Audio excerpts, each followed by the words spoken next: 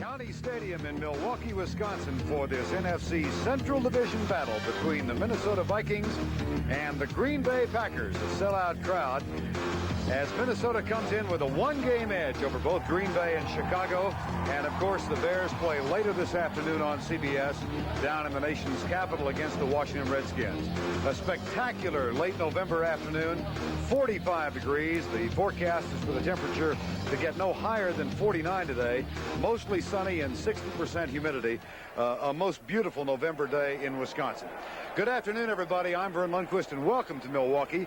Week 12 of the season, Minnesota and Green Bay meeting for the second time this year, and this game is filled with playoff implications. For the Vikings, that's no big surprise. For Green Bay, it is a huge surprise. My partner is Terry Bradshaw. Terry, the Packers come in fresh from an amazing road win over the 49ers. Well, they do, Vern, and as you said, playoff. The atmosphere is absolutely overwhelming here. The Packers finally realize that if they beat these Vikings today, that they'll be tied with the Vikings for the lead in the NFC Central Division. Something hadn't happened in a long time. So today, for that to happen, they know they got to give Mikowski time to throw the football. He got sacked 8 times the last time. And on the other side, the Viking offense, well, they're used to playoffs, but Wade Wilson is not having a great year. Their offense is in a funk. And today, something's got to give. The defense of the Vikings versus the offense of the Packers, it's playoff time. Man, this is when you have to rise to the occasion. We'll find out today which team can do that. Green Bay leads in the series, 28 victories, 27 for Minnesota, 1 tie. Green Bay has won 5 of the last 6 games played at County Stadium, those 6 games in the last 10 years. And the Minnesota Vikings will kick off. Rich Karlis, the barefoot kicker, will send it deep. 5 touchbacks so far. Herman Fontenot and Vince Workman are deep, with Fontenot in the middle. This is Fullwood. Brent Fullwood gets it. At the 40, down, but a huge return of 35 yards.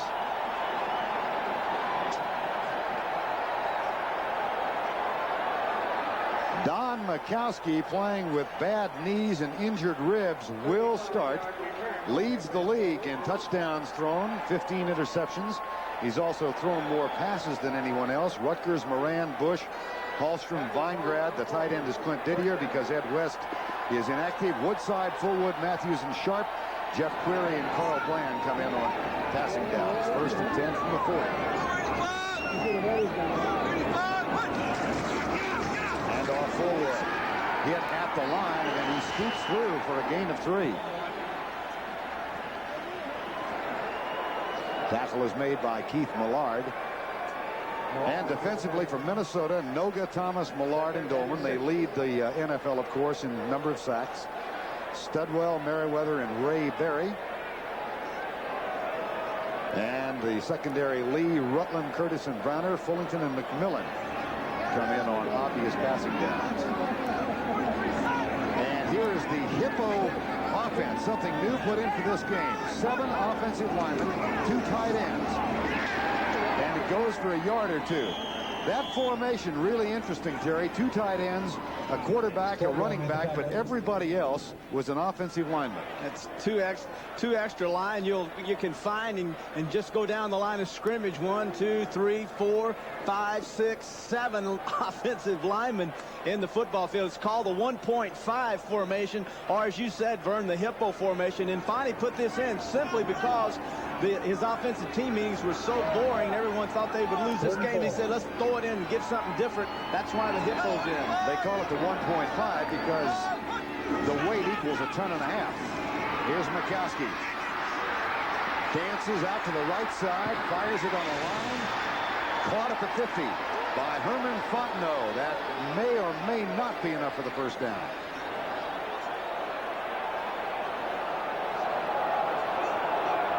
One of the big matchups today on the left side, Dolman and Rutgers, Terry. Well, they're going after it. One of the things Rutgers said he had to do, he said, I have to take one step back and then pop Dolman with my hands to slow him down. I have to jar him. He said, a lot of times I'll have him by myself, but he did a good job then. Dolman did eventually get in and force Mikowski out of the pocket. Don Bracken will punt on 4th and 1, and Leo Lewis waits for it at the 10. There's absolutely no wind. A still November afternoon. Here's Bracken's punt. Nice and high. Turns over and goes into the end zone. It will come out to the 20, where Minnesota will have a first down and 10.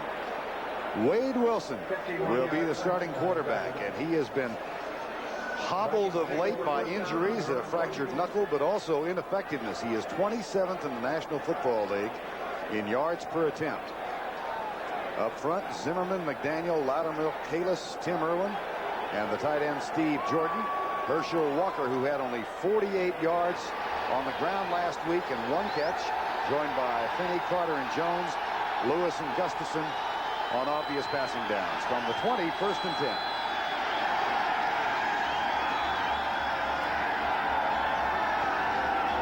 Double tight end set, I formation. Walker up the middle for 3 yards. Walker.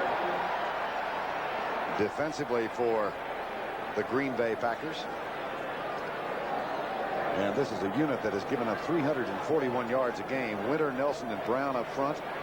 The linebackers are led by Tim Harris, who has 13.5 sacks so far this year. 2nd and 6. And a very veteran defensive secondary. Lee, Brown, Stills, and Murphy, Ron Pitts, and Chuck Cecil on nickel and dime situations. 2nd down and 6. Back split this time. Finney caught and dropped. Tim Harris.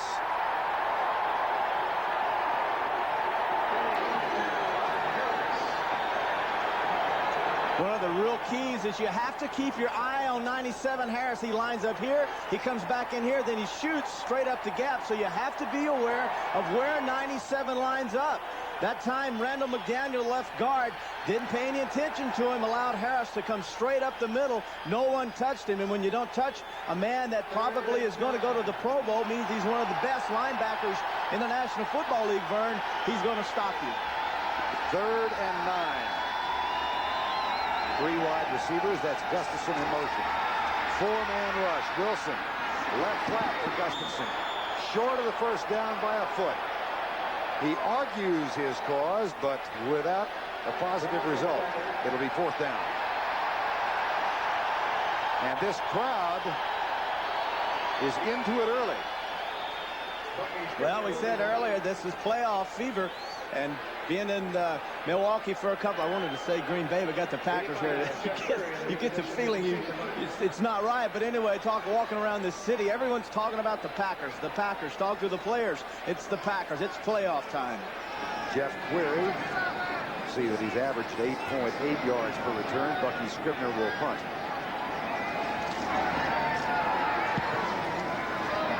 That's not an effective punt. Query at the 35.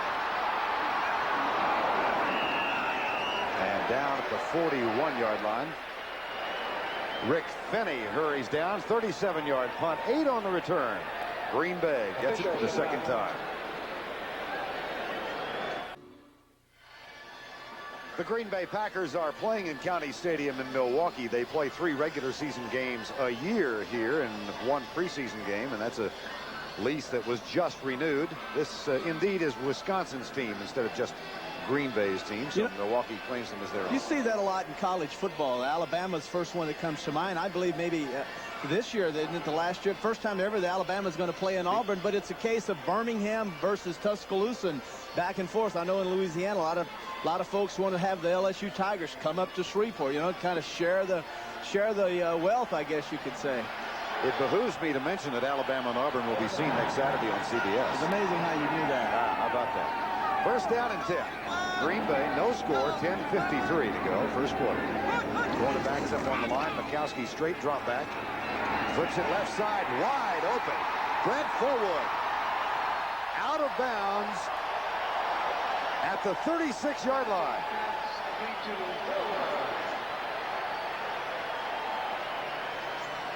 '21 is Brent Fullwood. Mikowski's first look. Notice his eyes left, right. He went to the right side. He came back to Sterling Sharp. And Ray Berry got caught with his eyes inside. The linebacker that's responsible for covering Fullwood. When he went inside with Mikowski's eyes, that opened up the lane outside for Fullwood. And then Mikowski came around and found him. Actually, Fullwood would have been the third receiver that time for Mikowski. That's his 14th catch of the year, as you can see. First and 10, 24-yard gain. Ball to 35 officially. 3 wide receiver set on first down. Mikowski 5-step drop. Fires right side. Carl Bland has the catch. At the 28-yard line, that's his 8th catch of the season, and Joey Browner makes the tackle. You get a lot from watching films of the previous week in which the teams play. Last week, the Eagles threw a lot of rhythmic passes where Cunningham would go 1, 2, 3 and get rid of the football. Seeing that on the film, the Packers want to come into this game and do the same thing. Mikowski, especially since he's injured. They want to get him back, get him set quickly at 3 steps, and then get the ball out of his hand. Second down and 3, and the Hippo offense makes a reappearance. 7 offensive linemen. Fullwood. First down to 15. Reggie Rutland forces him out of bounds. The 1.5 offense, the 10.5. That's right, 7 linemen. Let's do it again. There's 6, 7, 8, and it'll actually be 1 more. Be 2 tight ends, 7 offensive linemen. The 2 outside people are eligible. They're tight ends. And all you do is hand the ball off to Fullwood, and his job is to bounce down the line and find out which hippo has opened up the biggest mud hole. First down at the 15.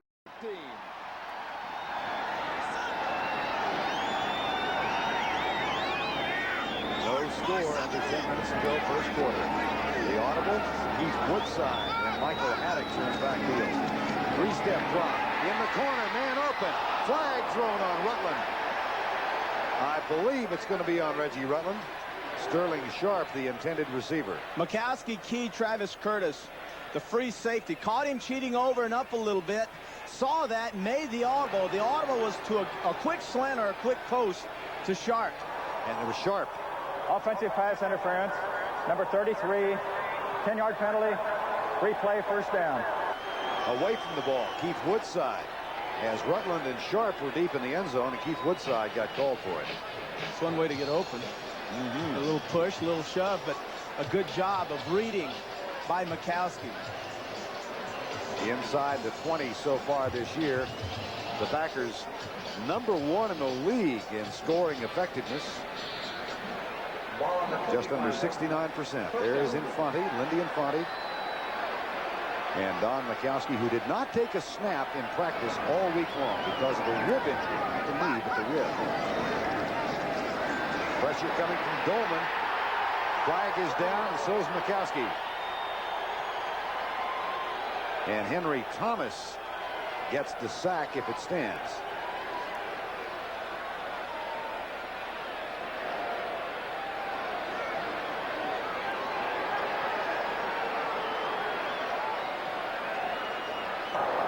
Illegal motion, offense, number 27, penalty decline, second down. Verne, one of the problems you have as an offensive line group when you play against the Vikings is if you can concentrate on doubling Millard, Dolman becomes single. If you double Dolman, Millard becomes single, and he works games with Henry Thomas. But now if you double up on Millard and Dolman, now you have Noga and Thomas working their games, and everyone forgets about Henry Thomas. He had 6 sacks, had one of those taken away after last week's game against the Eagles, but he's a steady nose tackle that has the ability to make sacks on a quarterback. Actually leads the league at nose tackle for sacks. Second down and 28. Mikowski back, 4-man rush by the Vikings again. The pass delivered complete on the left side. Sterling Sharp, number 84, and he gets about 12 back. Sterling Sharp.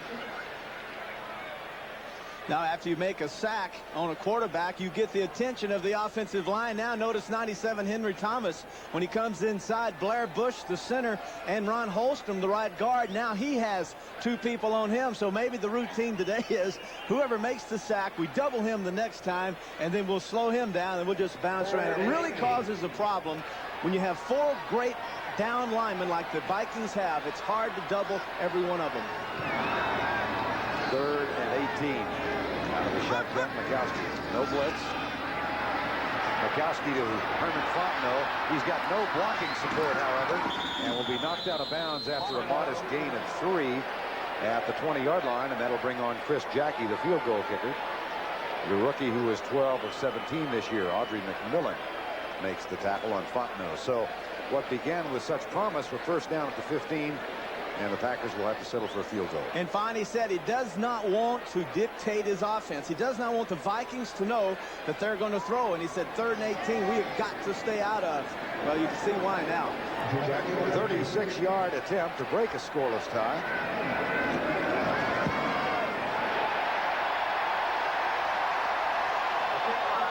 Packers are on the board first with 8:19 remaining in the first quarter.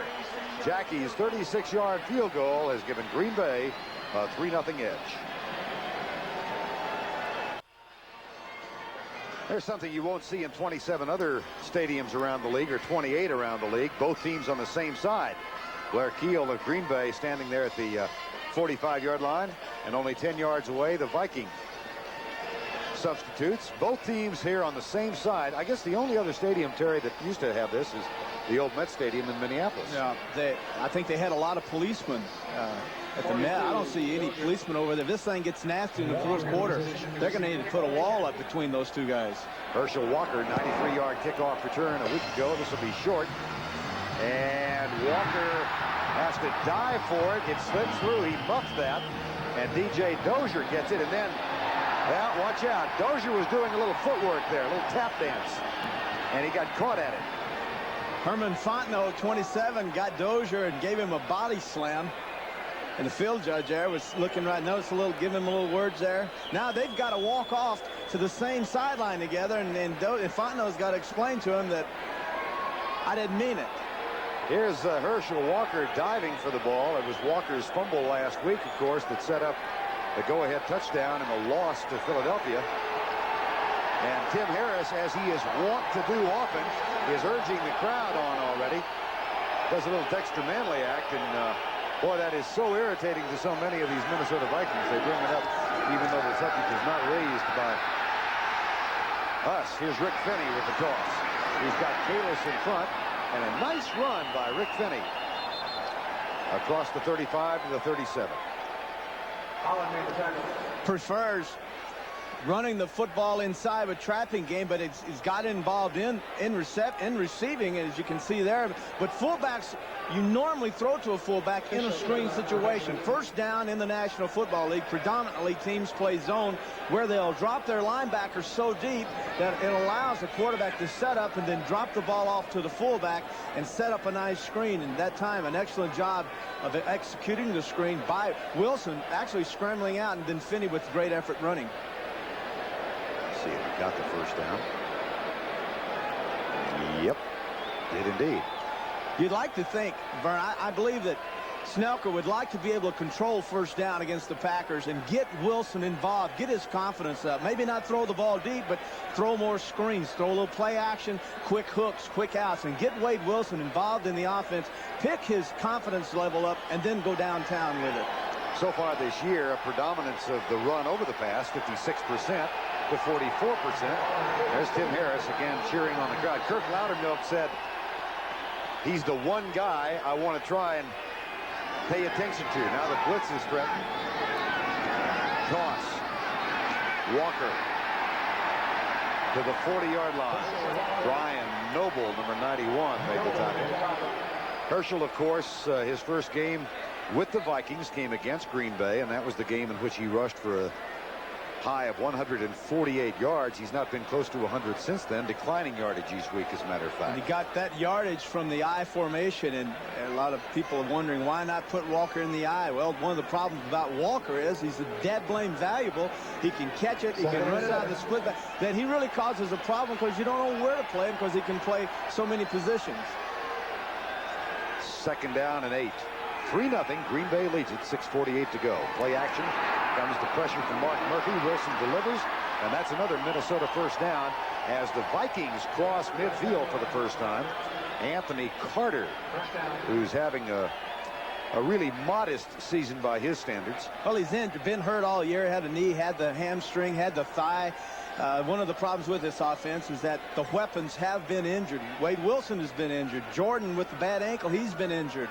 And then Wilson back, and nothing has been in sync. Players holding out in training camp, trying to get the big contracts. But Kurt Loudemilk told us, he said the one thing, he said, we are about to explode. We're not that far from exploding. Carter had 6 last week. 1st down and 10. Minnesota from the 44. Novoselsky at the double tight end set starts in motion. Wilson behind his intended receiver, Hassan Jones. And that specifically has been one of the problems they've been having. Hassan Jones was open. Actually, the primary receiver, Anthony Carter, was open on the sideline route. And the one route that Wade Wilson threw extremely effective last week was the sideline passes to Anthony Carter. Carter was open. Wilson came off, went back to Hassan Jones. He, too, was open, but the ball was poorly thrown. 2nd down and 10. Wilson 3 of 4 for 35 yards. 3-0. Green Bay leads it under 6 minutes to go. 1st quarter. Straight drop back by Wilson. Flag is down. Wilson will run. But in all likelihood, this will be brought back. Our referee today is Howard Rowe, by the way. Penalty against Minnesota. The another indication is holding against the Vikings.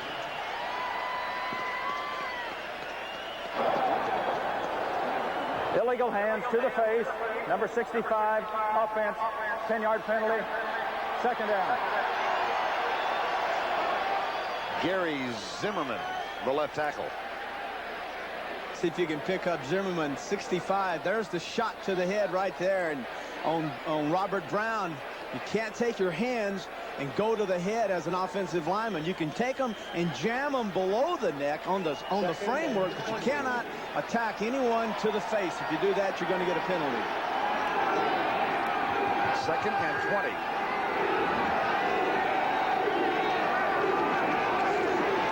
Draw play. Walker with Finney leading the way. Walker jammed up for a loss by Mark Murphy, number 37. The best way to stop Herschel Walker is to not let him square his shoulders up. If you make him bounce to the outside, he is not an effective runner, and Herschel will be the first one to tell you that. That's why most teams, his success as a runner has always been deep set in the eye, pitch it to him, where he has plenty of time to read and then cut back with his shoulders square to the line of scrimmage. If he gets close to the line of scrimmage, he has not got his shoulders square. He's just another running back. 4:53 to go, 1st quarter. 3rd and 20. Gustafson in motion. Screen pass to Dozier with 2 blockers in front, including Randall McDaniel, who makes a heck of a block, and Dozier's got a 1st down.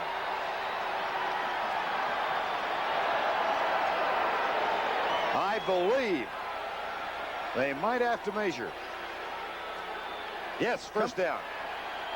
There's coming to the outside. Scott Stevens was the blitzing linebacker. They allowed him through. Then the little delay off to Dozier. Now, just excellent job. Randall McDaniel downfield. He made the key block that got Dozier the extra 5 or 6 yards, and then Dozier trying to reach for the 1st down marker. Dozier with 12 catches now for the season. And a 1st down on a 3rd down and 20. Not quite as miraculous as 3rd and 43 like Miami last night, but impressive nonetheless. Wilson left side, wide open Carter. He was in between Tim Harris and Mark Lee. A 25-yard gain. Carter's longest reception this year is 32. Excellent job by Wilson. Coming out, his key is the linebacker. If, in fact, Harris sets shallow, then he will throw over Harris. Notice how 97 that time Tim Harris was shallow. That allowed Wilson plenty of room to throw over him and drop the ball into Carter. First and goal from the 9. Green Bay leads 3-0. They test the middle with Rick Finney. And he stopped, but only after he gets inside the 5, near the 3.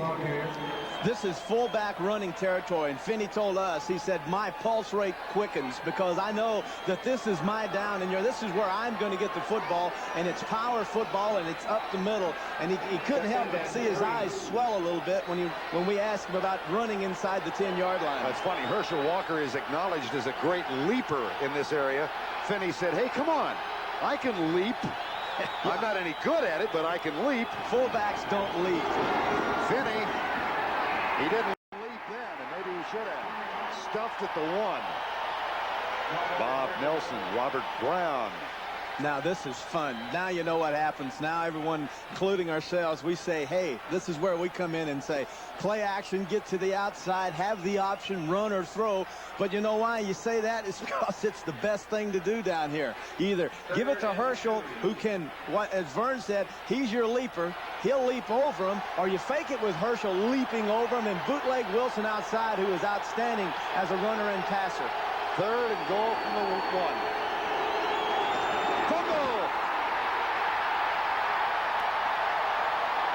Loudermilk and Wilson misfire. Jerry Burns said last night it's always something, and it's been that way all season long. Probably the best drive the Vikings have put together in 6 weeks in the first quarter. They've had one in the fourth quarter. They've had 2 of them actually. But this is probably the best drive that they have had, and then to have a quarterback-center exchange, it's just something you don't do in a big football game. First time this year that Carlos has kicked one from under 20. He missed an extra point last week, but he's perfect on this one. Rich Carlos, who was the hero of the win over Los Angeles a couple of weeks ago with 7 field goals, gets his first here, and it ties us up at 3-3 with 1:43 to go, first quarter.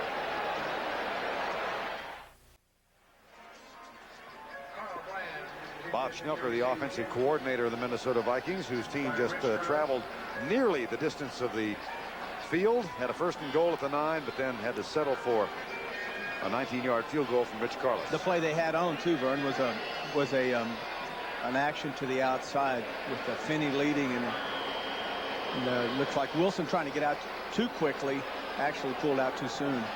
Here's Carlos. That's a good kick. Chases Carl Bland a yard into the end zone. He decides to take the touchback and bring it back out to the 20-yard line, where the Green Bay Packers come on. Don Majkowski, who has been one of the great stories of this season, a 10th-round draft choice, 2 touchdowns last week, and he injured his ribs, Terry, on a quarterback draw that was the winning touchdown, and he hasn't taken a snap all week. And he didn't get hit on the play, and what he has, Verne, is a pulled muscle in the rib cage, and those things are painful. And he told me before this game, he said, I've got to play. This is the biggest game of the year for us, and I've got to play, and I'm coming out here and I'm going to play, and if this thing will hold together, I plan on playing it all the way out. And so we're just going to have to see how his ribs hold up. First down and 10. Play fake. Lundquist sends it to the short receiver. It's Aubrey Matthews, who is playing in place of Perry Kemp today. Kemp injured and on the inactive list. Matthews was a starter last week. Actually, Perry Kemp, who had been starting, is hurt. Matthews, who was injured in training camp, the word is, would have beaten out Perry Kemp. So when you think of Matthews as a backup, don't. He is actually a guy that Majkowski loves to throw to. Small guy, but has great hands, an excellent route runner, and Majkowski has the utmost confidence in him. He had 2 young receivers with Sharp and with Matthews outside wide that Majkowski is really excited about. Second down and 6. Final minute, first quarter. 3-3 ball game. Bland and motion. Majkowski finds another receiver, Sterling Sharp. Out to the 41-yard line. Another first down. That's a gain of 17. And Joey Browner makes the stop.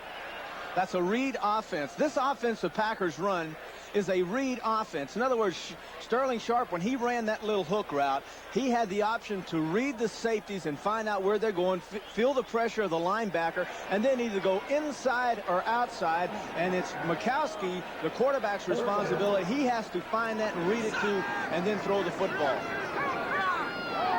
From the 40 officially, 1st and 10. Brent Fullwood pops through and picks up a quick 6.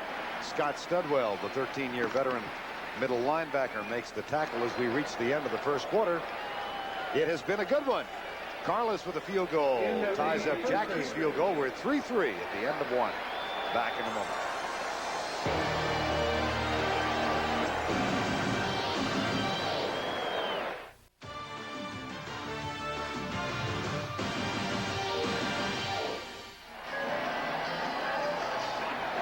There aren't a ton of Viking fans here, but there are a few. We're not that far from the Twin Cities, of course.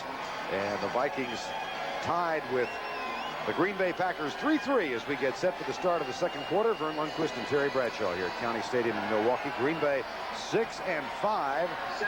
Fresh from a road win over the 49ers last week. 21-17 in that one. Carl Bland splits way out to the right side. Second down and 4.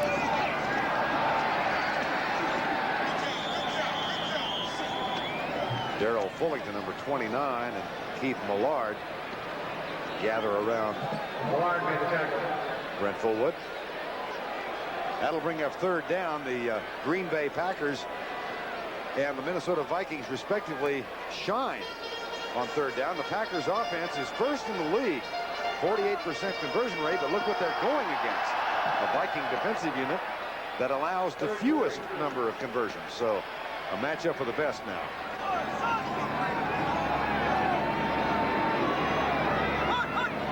Shotgun. Looks like the shovel pass. It is. Fontenot skips out of a tackle and spins down to the 41-yard line. First down. Joey Browner with the tackle. Gain of 12. Shuffle pass is designed to bring everyone to the quarterback. Notice Millard and Dolman. Notice 56 Dolman coming outside. And the quarterback actually set up the block by Hallstrom, the offside guard, and then the pass. So Hallstrom leads, then the shuffle in behind him, and then Fontenot is all he has to do is read the flow and then go right or left. 1st and 10 at the 41. A 36-yard field goal by Chris Jackie, equalized on a 19-yard field goal by Rich Crumbs. That's where we stand at 3-3. Flag down. Timeout, Minnesota. It's a Viking timeout instead of a flag. Minnesota calls time. We'll be back. CBS Sports coverage of the National Football League is sponsored by Toyota's quality line of cars and trucks. Toyota, I love what you do for me. Castrol, engineered for today's smaller cars. And by Miller Lite, America's favorite light beer, brings you the Miller Lite All-Star Super Bowl game. Downtown Milwaukee and hard by the banks of one of the freeways, the County Stadium, home of the Milwaukee Brewers, and for 3 games a year, the Green Bay Packers.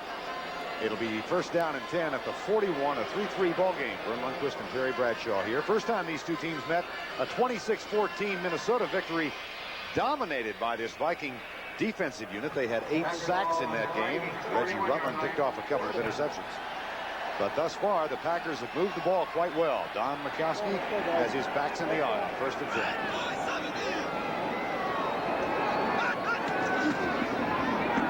And Keith Woodside is nailed behind the line, and a flag flies and hits him in the helmet. Tackle made by Doug Martin, number 79, who's come in for Al Noga. And here's Howard Rowe. Motion call. Green Bay. When you get penalties like this, it takes you out of your sync. This is something that Infani was saying, so we got to be able to mix it up, but we have to be able to dictate the defense and not get in situations where we're 1st and 15, 1st and 20. Illegal motion. Offense. Number 57. Penalty decline. Brings up second down. That is Rich Moran, who was going up against his high school classmate, Keith Millard, for most of the afternoon. Moran and Millard were teammates at Foothill High School in Pleasanton, California. And the quarterback on that team was John Madden's son, Mike Madden. I'd like to tell you they won a lot, but journalistic instincts say you got to say they only won 2. Mikowski, sharp, short of the first down, but he's got the ball at the 35-yard line. Let's watch Keith Millard, number 75. Last weekend in the 49er game, Mikowski was questioned whether or not his knee would hold up, and he had 2 running touchdowns, 1 passing. This week he has the ribs and the knees, and he's going to need both because there's a good job of attempting holding by Moran. Now you see Mikowski running. Now he's just floating and kind of teasing Millard. Knows he's back there. Trust me on one thing. Mikowski senses, he feels Millard is back there, and he was going to get rid of this football. Fontenot joins 4 wide receivers now to the spread on 3rd down. 4-man rush again. Deep left side. Sharp is open. At the 5, touchdown.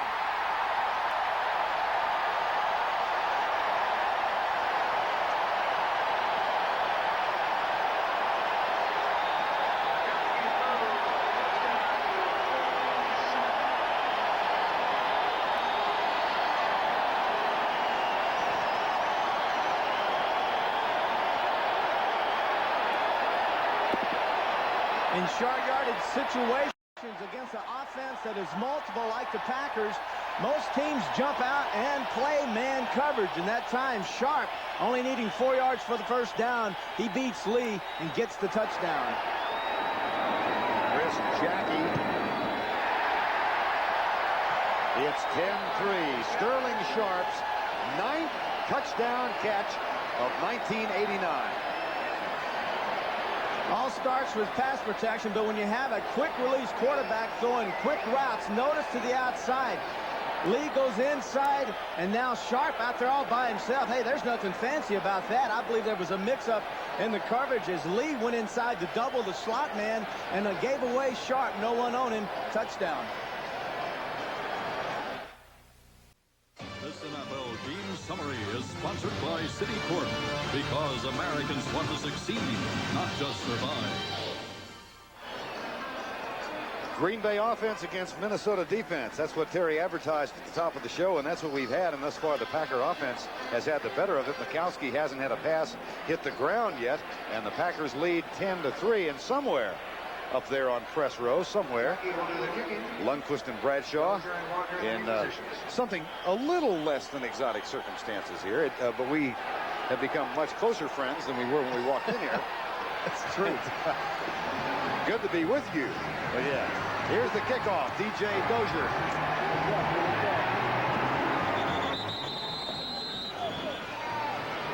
And Wade Wilson and the Viking offense take the field again. That's a 20-yard return. Wilson, as we said, fractured a knuckle on his left hand and missed a couple of starts. And there is Sterling Sharp, second-year man out of South Carolina. Just a number one of many young players on this Green Bay team that has done something really amazing. They win their last 2 games last year, and then they're 6-5 this year. They won only 4 games in all of 1988. But 2 of those victories were against Minnesota. Here's Finney. And he's stuffed. Johnny Holland and Robert Brown. That's that trap Finney was talking about. Blocking down with the center, then pulling the off guard Randall McDaniel outside, and McDaniel will kick out, and Finney will jump down inside. Let me show you what happens. So we're going to block down and then pull out. A little late there, my telestrator, but he gets in the hip pocket of the left guard, the off guard pulling, and then when he kicks out, when McDaniel kicks out, then Finney just cuts up inside. Second down and 8. 10-3. Green Bay leads. Here's a stunt by Harris. Wilson goes left, diving try, catch is made. Leo Lewis parallel to the ground when he made the grab. Lewis made the reception. Sideline routes. This is something that Wilson, I've never seen a team throw as many deep sideline routes as the Vikings and throw them well. Lewis now reaches out, lunges, makes a heck of a catch, but what you're seeing is Walker out in the flat holding the linebacker and allows a big lane for Wilson to throw. Leo Lewis gets the catch. First down and 10. 10-3 with 11:32 to go. First half of play. Steve Jordan starts in motion. Play fake. There's Hassan Jones, and he delivers a blow. That is unusual, to catch a slant by a wide receiver and then have him deliver the blow on Mark Murphy, the safety, the strong safety inside. Excellent throw, good hands. There's the catch, and now the blow delivered by Hassan Jones. Man, that is a heck of an effort by that wide receiver. Well, if you like your passes completed, this is your afternoon. We've had one incomplete pass so far in the first half. 17 of 18 by both quarterbacks. Wilson back again with time, and a man open again. Leo Lewis. First down. Bob Schnelker is sensing the confidence of Wilson. And now that he is sensing the confidence of Wilson, he's feeding his ego. Here's another pass. Here's another pass. Now another pass. And Wilson senses that everyone's now saying, hey, you're our guy. Now he's responding, and he's throwing everything right on the money now. This is smart football by Schnelker. Don't take it away from Wilson now. Keep giving it to him, because this is a big game, and your stars have to be stars, to quote one coach. Do you expect Bob Schnelker to throw on first down here at the 33? I would. There's no one in the backfield. Herschel Walker lines up now, but I'll bet he's going out on the pattern. Yep. And there's the pass to Walker with two men in front. Good block by Kalis. And Walker catches his first pass of the day. Tackled by John Anderson. Walker had that explosive start in a Viking uniform when he rushed for 148 yards and an 8.2 average, but declining figures since then on the ground, including 48 last week, 48 the week before. And really, Terry, the most surprising thing to me, only one catch last week and only 15 catches by Walker since he joined the team. What do you do with him, Verne? Do you throw it to him every time? Do you hand it to him every time? This is a problem Walker causes. First down at the 23, 10-3 ball game. Finney inside handoff again. Now this is getting good. Now you're seeing football played the way it should be played. You're seeing both offenses are moving the ball well by throwing. Now automatically the defense tunes into the pass and says, all right, hey, they're completing passes. Now we're going to stop this pass. And then there's the run. Now you got 5 yards with the run. Now the defense is caught off balance, and they don't know, well, do we play the pass? Do we play the run? And then here comes the play action. So this is why when you're moving the ball offensively, doing it well, throwing, you can do so many things. 2nd and 7. Hassan Jones in motion. Walker on the sweep. Walker knocked down at the 18-yard line. Bob Nelson, number 79, led the way. Packers' defensive unit has been somewhat porous, and particularly so inside the 20, where they rank 27th in the league. When you have a defense that really does lack in super talent, one of the things you do to make up for that is you play with smarts, and you keep coverages very simple. Montana, the 49ers, said it best. He said they're easy to read, but they're hard to beat. Dozier alongside Wade Wilson, 3rd and 6. Flag down. 2 flags are down.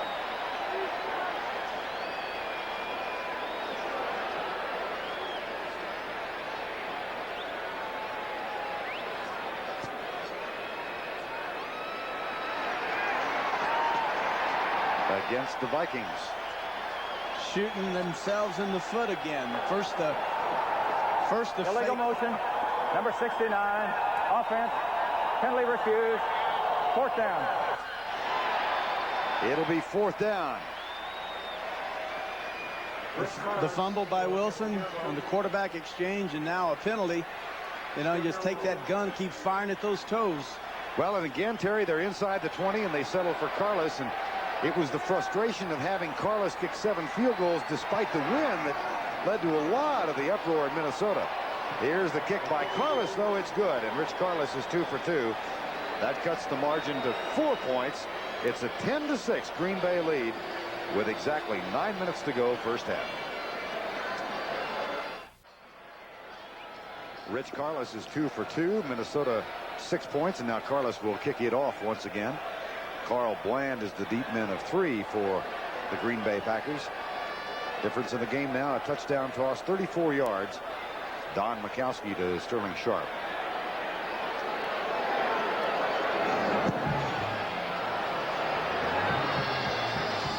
Bland at the goal line. Oh, brother! Brent Novoselsky. What a special teams hit, and an absolutely clean blow. Brent Novoselsky made the tackle. What a tackle.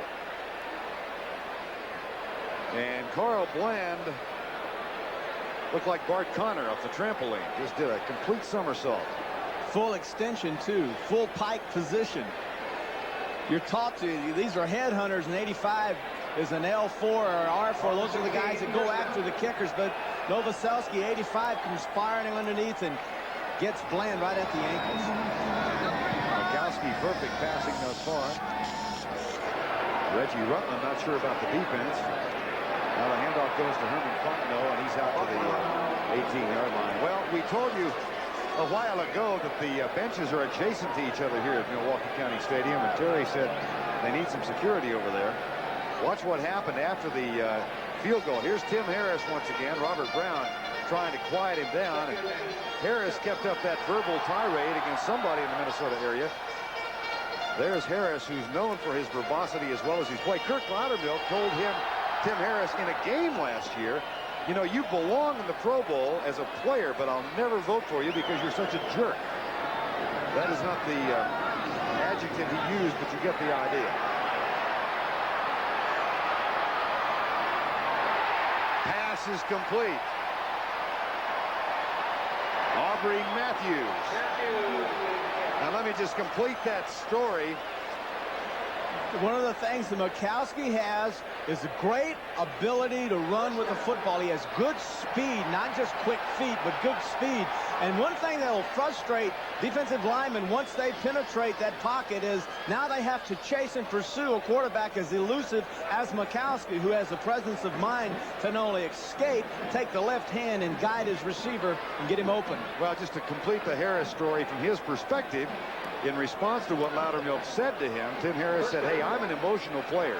I use those tactics to charge myself up and my teammates up. But believe me, number 63 and 97 don't get along. Fontenot makes the catch.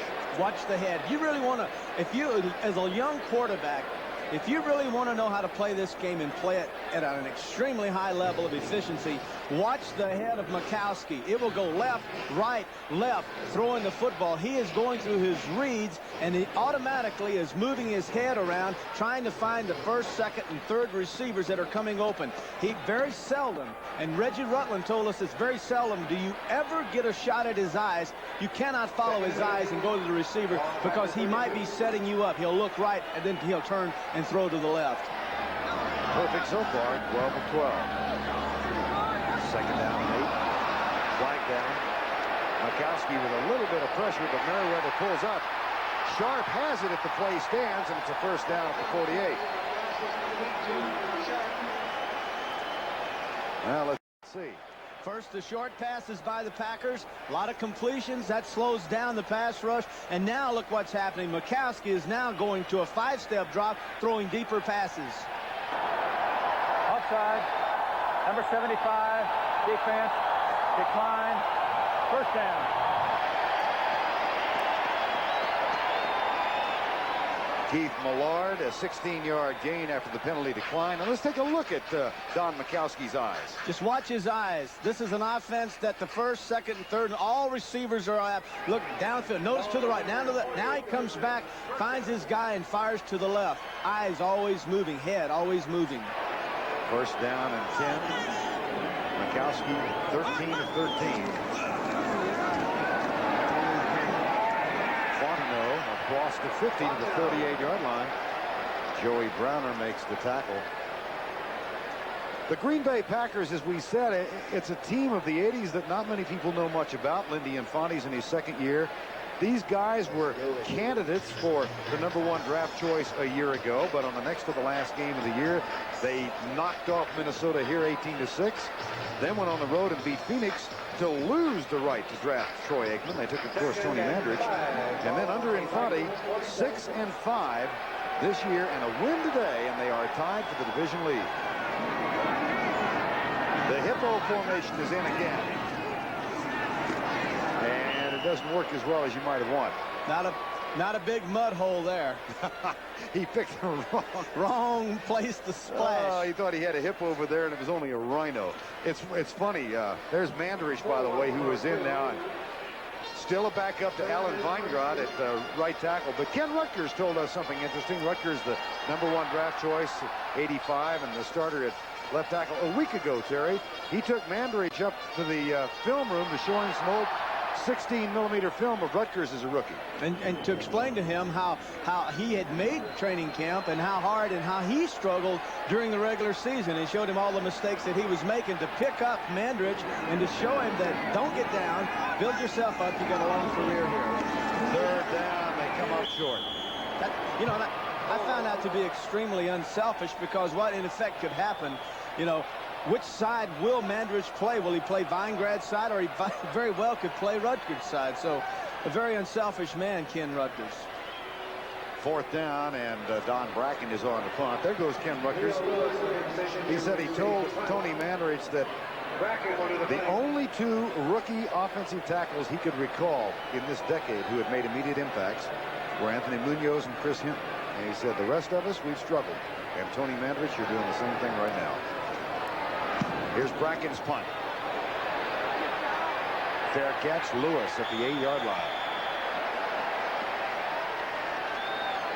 Tony Mandrich, he's a part of the hippo formation this afternoon, but he'll be a starter someday. Timeout. 3:45 before halftime, 10-6. Minnesota trails the Green Bay Packers. The difference, a Mikowski pass to Sterling Sharp. Verne Lundquist and Terry Bradshaw. Vikings have it. This is what was going on during the timeout. Tim Harris urging the crowd on and then pointing a couple of fingers into the Minnesota huddle. That's one reason that he and Loudermilk don't go to dinner together on Saturday night. Herschel Walker.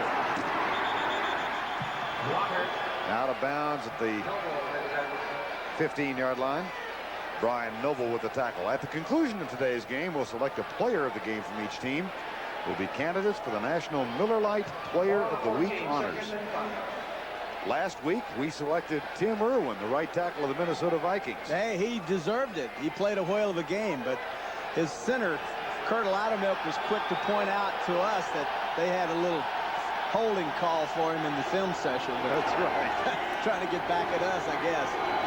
3:40 to go before halftime. 2nd and 5. Walker again, leaving left. Knocked down after a modest gain.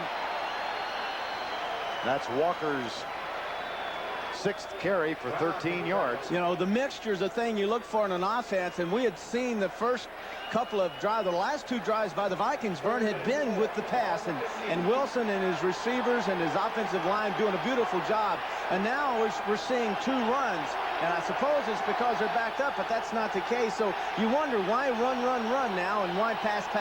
You got to have the mixture, or just stay with the pass, because that's what's been working. 4 wide receivers set, and Dozier in the backfield. No shotgun. Wilson low but caught. Gustafson, nice grab down near the shoe tops for a first down, Minnesota. You notice those gloves on his hands, and Gustafson said he wears those because they give him confidence. So if you lack in confidence, put a pair of gloves on, and all of a sudden you'll have confidence, I guess. I'm trying to think. The reason has any quarterback McMahon, that's right. McMahon is the only quarterback I've known that played with him and had him on his right hand. A lot of quarterbacks that put it on their left hand, the glove, but not their right hand. McMahon does. Boy, you don't need gloves today. It is just spectacular. In the 40s. Wilson deep. Walker deep. Dropped over the shoulder. Tough grab behind John Anderson. Tough grab. It was over his outside shoulder, but out of step. Well, that was just an excellent thrown pass by Wilson. That ball should have been caught, and Walker is put out there as a receiver primarily because he has receivers' hands. He is an excellent receiver. and that's why he is flanked out wide to the right. And then Wilson just doing an excellent job. Look at his pass. Man, that is beautiful. Ball's up. One of the problems could have been Walker came out of the sun and then hit the shadows, and he may have lost focus. Second down and 10. 2:14 to go before halftime. It's 10-6. Wilson again with time. Now has to run. That's the first sack. They got him at the 20. It'll be 3rd and 12. Mike Weddington, number 52, his first sack of the season. Weddington made the sack. The difference between the Packers front three and the Minnesota Vikings is that it is 3 down linemen as opposed to 4 for the Vikings. And when you have linebackers that are rushing, they should be making the sacks. That's been Tim Harris, but they're concentrating on stopping Harris today. 2-minute warning. It's still 10-6. Green Bay.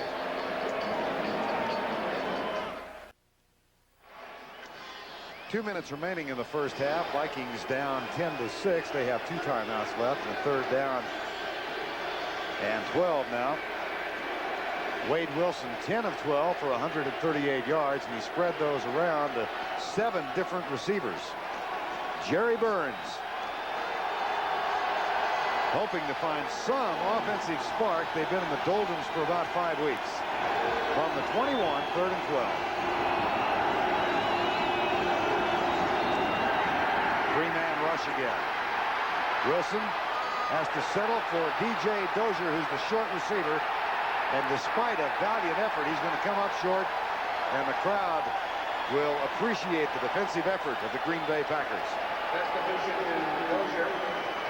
Matter of fact, I think Green Bay might use one of their timeouts now. Stop the clock with 1:46 to go. Packers do. Of course, this is a doubleheader on CBS, and coming up next, game 2 of our doubleheader. Immediately following this game, most of you will see the Bears visit the Redskins, or others will watch Tampa Bay at Phoenix. That's game 2 of our doubleheader immediately following this game. Chicago, of course, tied with Green Bay right now, and that's a must game for both the Bears and the Redskins. That'll be coming up next. Bears, Redskins, 2 of the teams that in the 80s have been dominant powerhouses, I guess the best way to look at that. And now the young upstart, I guess you'd call the Green Bay T, Infante, and doing this with a creative offense and an imaginative young quarterback with an excellent receiver, and this guy Infante is just a peach to talk to. He's so creative and so open with his thoughts, and very few coaches do that, and it's a pleasure. Jeff Query waits for the punt of Bucky Scribner, and he does so at the 30-yard line. 10-man front for the Packers, and they're coming, but they don't quite get there. That's a short punt, however, and Query has a little trouble but hangs on at the 45-yard line, and that'll bring on the Green Bay offense with 29 after the 29-yard punt. Curry on the first catch. The punt that time is just, what's this punt, Verne? You talk about hard to catch. The thing almost like a knuckleball. Which end do you catch? Look at it, up and down. Left-footed. Yeah, exactly, but look at it. It's not really a wobble. It's not a spin. It's just kind of dying down there, and Query had a heck of a time trying to get a handle on it. First down, Green Bay. They lead at 10-6. Mikowski, injured ribs and sore knees, is 13 of 13.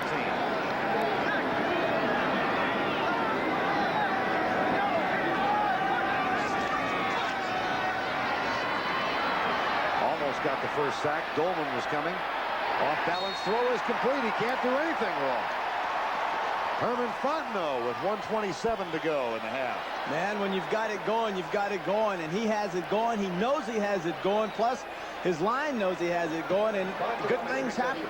Without the huddle, second down and 1. That's 14 in a row. The club record is 18. And wouldn't you know, you bring it up, and there it is.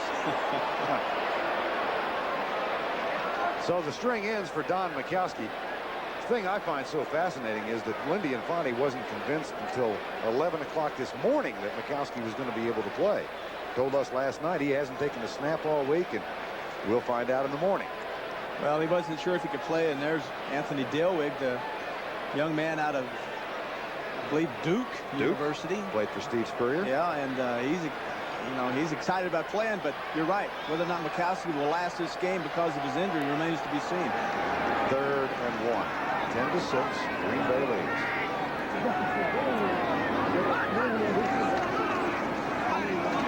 Bono. Merriweather, I think, has stopped him short of the first down.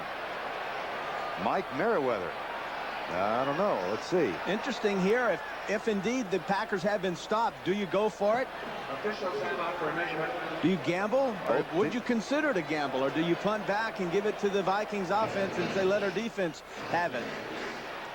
I think this would be an interesting situation here, where if I were a coach and we were 6-5 and we were playing our arch rivals, the Vikings, I believe I'd send out a little message here to my offensive lineman and say, let's go get, well, there it is. Don't need to worry about it. There's the answer right there. See, you're building up this scenario. I know. Well, I really thought it would be kind of good to build it up. You never know. That's because you can set it up and he's got to make the decision. That's exactly right. No pressure on me. I just set it up, challenge him a little bit.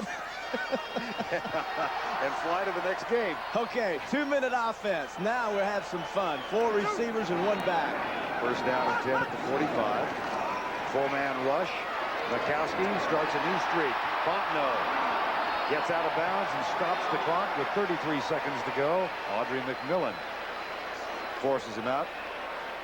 Coming up next Saturday on CBS, the annual Big Battle in Bama, the Iron Bowl, live at 2 o'clock Eastern. The undefeated Crimson Tide of Alabama trying to keep their national title hopes alive against Reggie Slack and the 10th-ranked Auburn Tigers.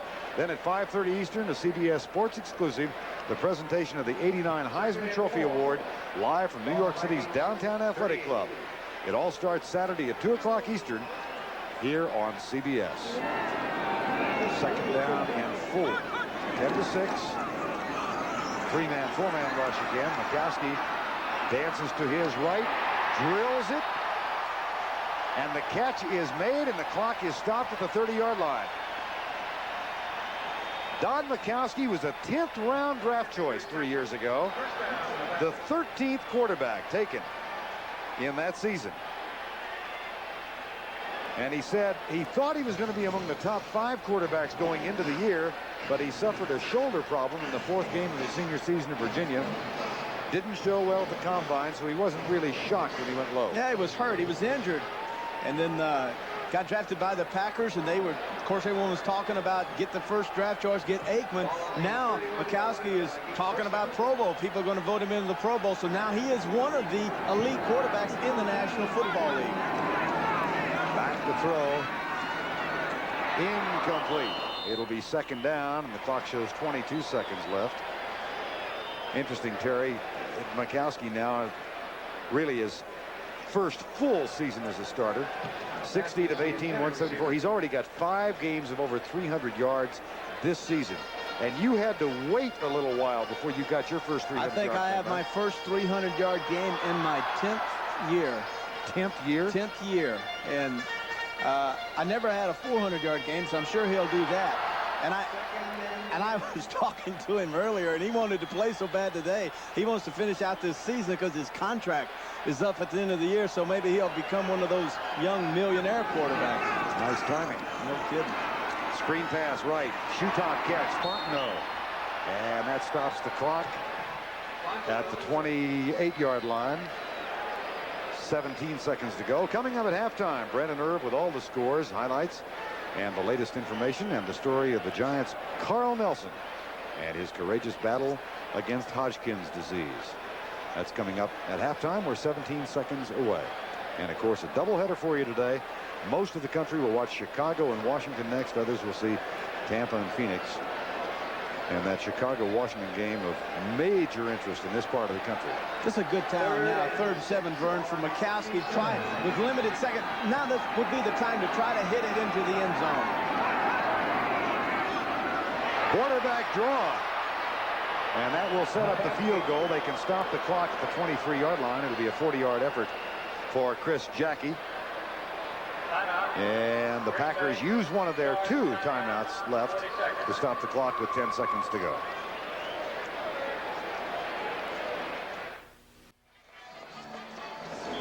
'49-year-old Lindy Infante, a native of Florida, was the head coach in the USFL, offensive coordinator at Cincinnati and Cleveland, and one of the real innovative minds of offensive football. 40-yard field goal. Chris Jackie, his second attempt of the day.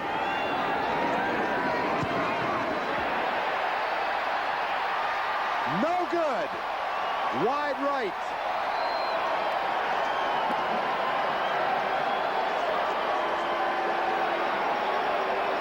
The rookie from the University of Texas at El Paso. That's Don Bracken, the holder, who had to take the somewhat high snap and get it down for Jackie to make the kick. I don't know if that's what threw the timing off or not. Infante told us that this team knows who they are, and if they lose this game, you know that they'll fight just as hard the following week. But when Jackie missed that at field goal attempt, you could see it on Infante's face. The smell of getting into the playoffs is so very real here at the Packers that every opportunity that they have, they must cash in on. That's why that field goal hurts so much. 5 seconds to go, and the Vikings will run out the clock. So Lindy Infante and the Green Bay Packers lead the Minnesota Vikings. That's the end of the first half with our score. Green Bay 10 and Minnesota 6.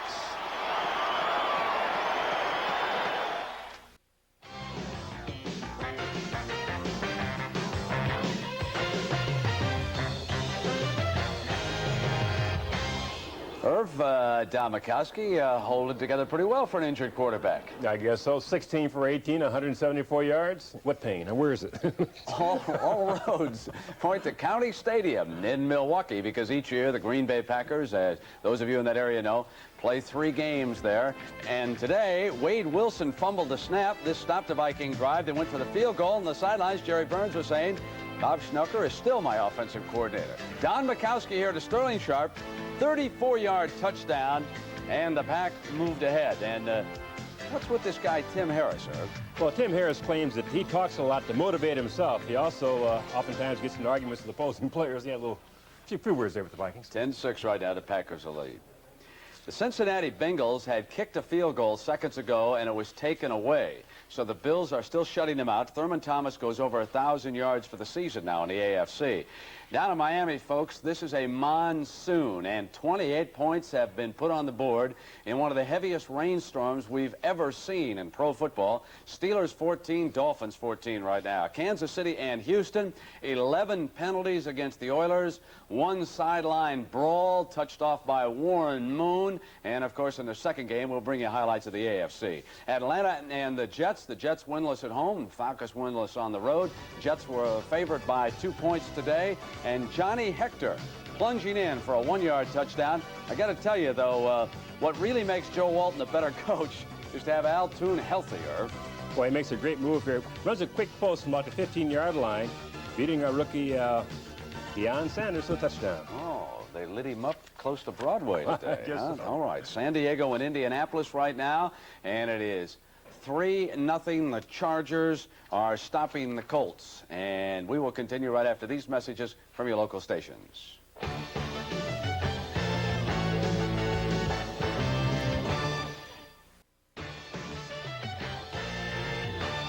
Welcome back to our New York studio. A reminder, this is doubleheader day on CBS. Coming up now, most of you are going to see Chicago at Washington. Some of you will see Tampa Bay at Phoenix.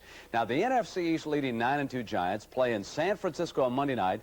Then they come back and play the Eagles next Sunday. And as Irv reports, for Giant assistant coach Carl Nelson, making the playoffs is minor compared to the bigger battle in which he's engaged. Go! Let's quit! There it is, yeah. Quit, throw, He's still Carl. It's not like other places he goes and people always talk to him about Hoskins. Here he's just Carl. And so I think it's comforting in some respects. A slight limp is all that shows from Nelson's well-publicized fight with cancer. It's been about 4 months since I've had my last chemo treatment, and all the tests have come back perfect, just how I wanted them to. And I'm starting to feel a little bit like my old self again. I'm hoping probably about the first of the year all the side effects should be gone. When a tough, strong football player suddenly gets cancer, the story makes headlines. It was Hodgkin's disease in Nelson's case. No one knows what causes it, and no one guarantees a cure. 43 radiation treatments seemed to do it, but the cancer came back more than a year later. 7 months of chemotherapy followed. It was a lot tougher with the second one because with the first one, I really didn't know anything about it. The second time through, I knew quite a bit about cancer and Hodgkin's, and you know, that was scary knowing more about it, but I also felt good knowing that you know, I had good doctors and that treatment has come a long way, you know, in the last 10, 15 years, and that is, you know, very treatable, and hopefully we got it all this time. When you play the game and you're a star, you got lots of attention. Carl Nelson remains a part of the Giants. He still dresses at his old locker, but you don't have to read between the lines to know he's in limbo. Yet it's clear to everyone that playing football again is not a priority. You know, you have to separate a lot of things in life, and I just want the guy to get better. That's all. You know, to see that he's still alive is a, you know, it's a reminder to us how fragile our existence is, and helps put in perspective where football is. And if anything, I think it helps us perform better, to realize that at any moment this dream of ours can be taken from us. Welcome back to the WNW Giants Tailgate Show. I'm Bob Papa. Nelson stays a part of the game in another way. He works for a local New York radio station on Sundays. Up in the booth, he finds it tough to keep his loyalty to his teammates under wraps. But fighting this disease has switched around other personal loyalties. 1 second to go, made the wrong move, he turned inside a step out. Football always used to be number one, family was number two, but sometimes it wasn't real close second. And, you know, now family is number one. You know, I'm very busy. I'm doing a lot of different things with all my different part-time jobs, but I always try to find time for them, for them. Ironically, Carl Nelson can thank a football injury for revealing his cancer at an early and treatable stage. And for everyone who knows him, this ordeal has revealed a great deal more about Nelson. Irby looks good. Well, he looks real good, but you know, he still has some numbness in his hands and feet, though, and he said in a couple of months when that clears up, then he'll decide if he's going to try to come back for his 6th season. You know, on our pregame show, Mike Ditka had some remarks about Buddy Ryan. You have talked to the Eagle coach on the telephone. Does he want to respond to the Bear coach? Not at all. But Buddy said, Irv, look, this is giant weed. I'm not going to say anything. I don't want to get anybody excited. Yeah, that's today. Hold on until tomorrow, everybody. Right now, let's send you back to the stadium and the game you're enjoying on CBS. Brent, I couldn't agree more. The halftime score, Green Bay 10, Minnesota 6. CBS Sports coverage of the National Football League will continue after this message and a word from your local station. County Stadium in Milwaukee, Wisconsin. A sellout crowd has certainly enjoyed this first half. It finds the Green Bay Packers leading 10-6. In Week 12 of the 1989 season, the difference in the game, a touchdown pass, fittingly enough, Don Mikowski to Sterling Sharp for 34 yards. That made it 10-3 at that point. Rich Carlos has accounted for all of the Minnesota points with 2 field goals so far. But Terry, the short passing, the rhythmic passing of both teams has been so effective thus far in the ballgame. Well, they have, but one of the things that was happening later in the second quarter was that the Packers, after now establishing the rhythm of passing, you know, the 3-step passing game, had gone back to the 5-step passing. So now they're kind of, you know, treading on that edge where, well, let's try a little deeper stuff. And on the other side, though, I thought Wade Wilson, man, had a heck of a first half. He had the mistake with the quarterback exchange at the goal line, which you just can't have in big games. But his play action, his selection has just been outstanding. They just, once again, Verne, have not found a way to get that football into the end zone. They're going to have to do it in the second half if they're not going to win this game. Well, Mikowski is a second-half quarterback, and he's got to build on a great first half. Take a look at the statistics for both quarterbacks, Wade Wilson and Don Mikowski. They sparkled in the first 30 minutes of play. Quarterbacks, 1 sack for each team, 85% completion for Wilson, 89% for Mikowski, 166 yards, and the yards per passing attempt, outstanding. Yeah, that tells you, you know, number one, if you have over 10 yards, you're throwing a lot of, you know, you're completing a lot of long passes, deeper passes, and that's what's happening with the 10-point attempt. That's outstanding. Mikowski with an 8 in this league. If the season's over and you can look and say you average 8 yards per attempt, man, that is phenomenal. It really is. And Mikowski, the nickname in Wisconsin is Magic, and one reason why is because of what he's accomplished in the second half. Almost double the number of yards in the second half so far. And look at the touchdown effectiveness. and the interception drop-off. Yeah, if you want to analyze that, you would say the man becomes focused in the second half. Normally, also, you would say that his team is behind for him to establish that much yardage. But everything just escalates to an all-star caliber that you have to say he becomes extremely concentrated on what he's trying to get done in the second half. First half normally is a punching type thing. You know, I'll hit you here and I'll hit you there and see if I can get something going. But second half, the man lights up. Herschel Walker and D.J. Dozier are deep for the Minnesota Vikings. As we get set for the second half, Minnesota comes in with a 7-4 record and a one-game edge over Green Bay and Chicago. And the Bears play later this afternoon on CBS at Washington. This will be Dozier at the 2. And he'll bring it back to the 26-yard line. And Wade Wilson comes back on the field after that 24-yard kickoff return. Wilson in the first half, 11 of 13 for 143 yards. If you joined us late, the error that Terry spoke of came on a 3rd and goal at the 1-yard line when Wilson and Loudermilk misfired on a snap. The fumble resulted in a field goal attempt that was successful by Rich Carlos. First and 10 for 26. Play fake, half roll. Wilson, Anthony Carter's 3rd catch of the day. And a big gain out to the 46-yard line. In front of Mark Lee, that's a gain of 20. Now you have to respect Carter's speed, and so Mark Lee did that job. He said, no way is Carter going to beat me deep. Notice he has his back turned to Carter. He hasn't even turned around yet to look at Carter. He still had his back and was jogging downfield when Carter broke out on his route. You know, if you do that, you know, you just turn right around and throw it again and throw it again and throw it again. One thing the Packers have not done so far today is blitz a safety or a linebacker. Carter, 6 catches a week ago. Here's a quick pitch out to Rick Finney. Tries to slip a tackle and can't. It's a gain of 1. Brian Noble, number 91. The 5-year man from Arizona State made the tackle. That's fancy stuff, but that kind of stuff won't work if you can't hook the linebacker. A linebacker out wide like that, if your end cannot get outside and hook him to cut him back inside, you cannot pitch and go wide. So as a quarterback, the first thing that Wilson must look at is if the linebacker is wider than the tight end, then you have to audible and go back under. And if you go run, you run inside the tackles. You don't go wide. 2nd and 9. Jones in motion. And again, a 4-man rush. The ball tipped, picked off, dropped. Now, did he have possession? It was Harris, and I think they will rule that he did. This will be one for the replay, I'm sure. Harris had 6 and dropped the ball. Blaze Winter tipped it.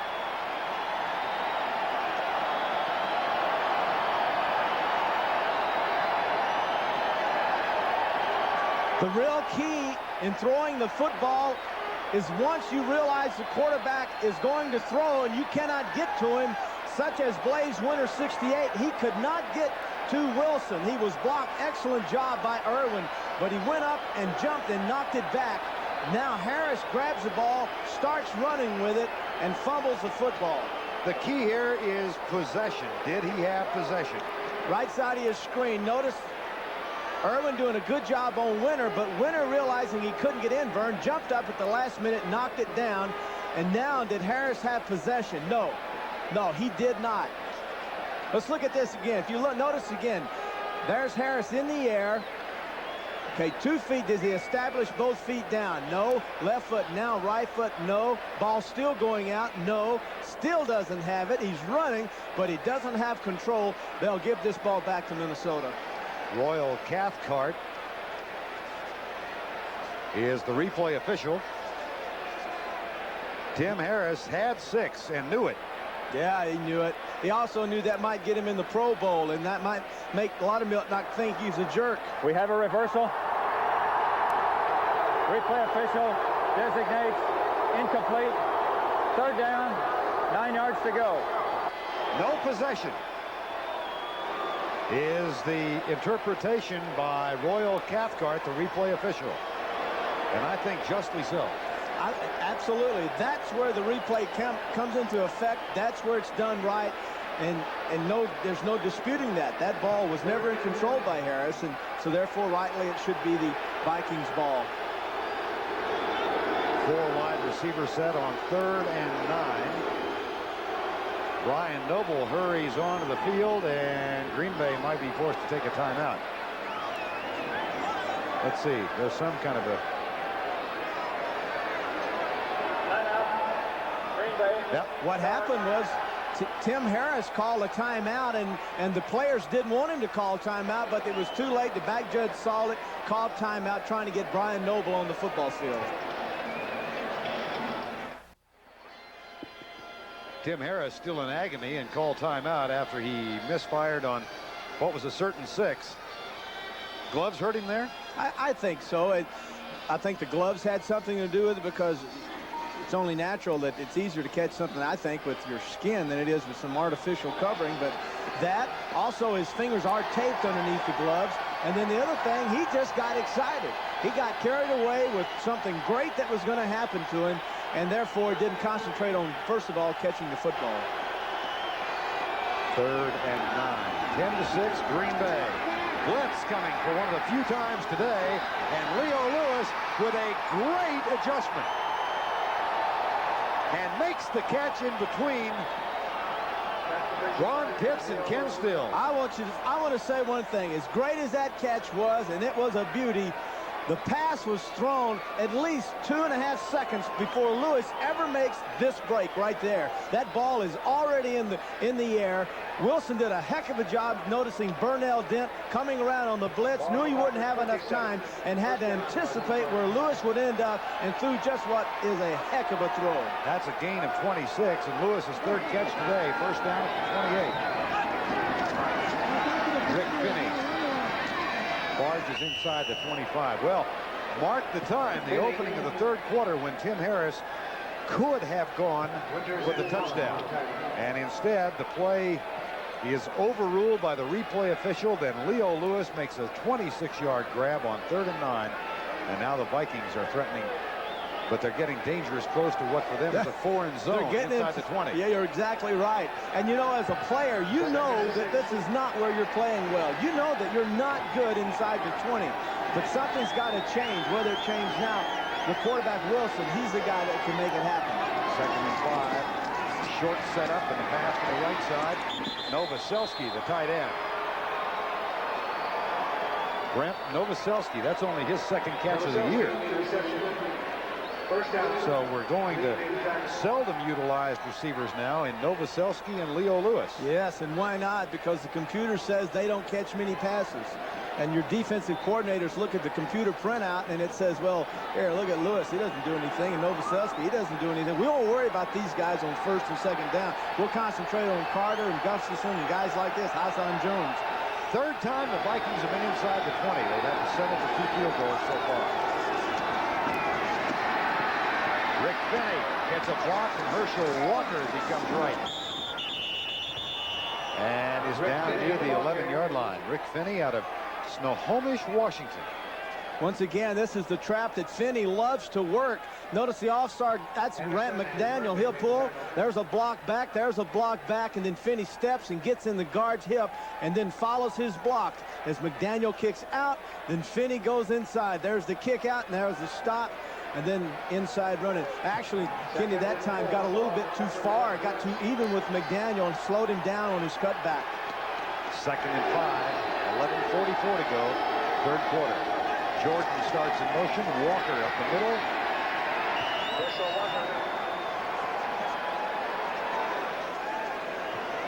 Minnesota's offensive problems, particularly inside the 20, well documented. Only 4 offensive touchdowns in the last 18 quarters. Well, one of the things Hassan Jones told us, he told us this a little uncomfortable with it, but this offense has become very passive since Walker has joined us. And it used to be an offense that would attack, and we don't attack anymore. And he wasn't saying that pointing fingers. He was being matter-of-fact about it. And if you'll notice, the first 2 runs were runs. They were not attacking. You attack by throwing. Wilson, straight drop back. Right side, incomplete. And again, Minnesota will settle for a Rich Karlis field goal. The intended receiver was Brent Novoselsky. Too far, Verne. You don't run a hitch with a quarterback on one hash mark and the receiver stretched out all the way across the field and run a 5-yard hitch. You would want him in motion. One thing that's not happening is this offense is not motioning. It's not moving around a lot. What do you mean by a 5-yard hitch? 5 yards down, turn around and look at the quarterback. That's a mini hook, or in quarterback terms, a hitch route. But it's too far away and allows the cornerback to react even though he's beaten on the play. Carlos from 27, snap a little high. Kick is up and good. The kick by Carlos is good. Carlos is 3 for 3. However, the Viking offense is running on 3 cylinders inside the 20-yard line. Rich Carlos 3 for 3. That cuts the margin to 1 point, 10-9. Same margin by which the Vikings were defeated a week ago. Bob Schnelker and Jerry Burns and the other offensive members of the staff still trying to find the puzzle inside the 20. Rich Carlos, who has kicked 3 field goals, will kick off now for the Minnesota Vikings.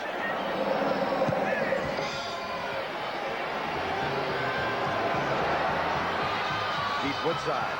Got some room. Down to the 33-yard line.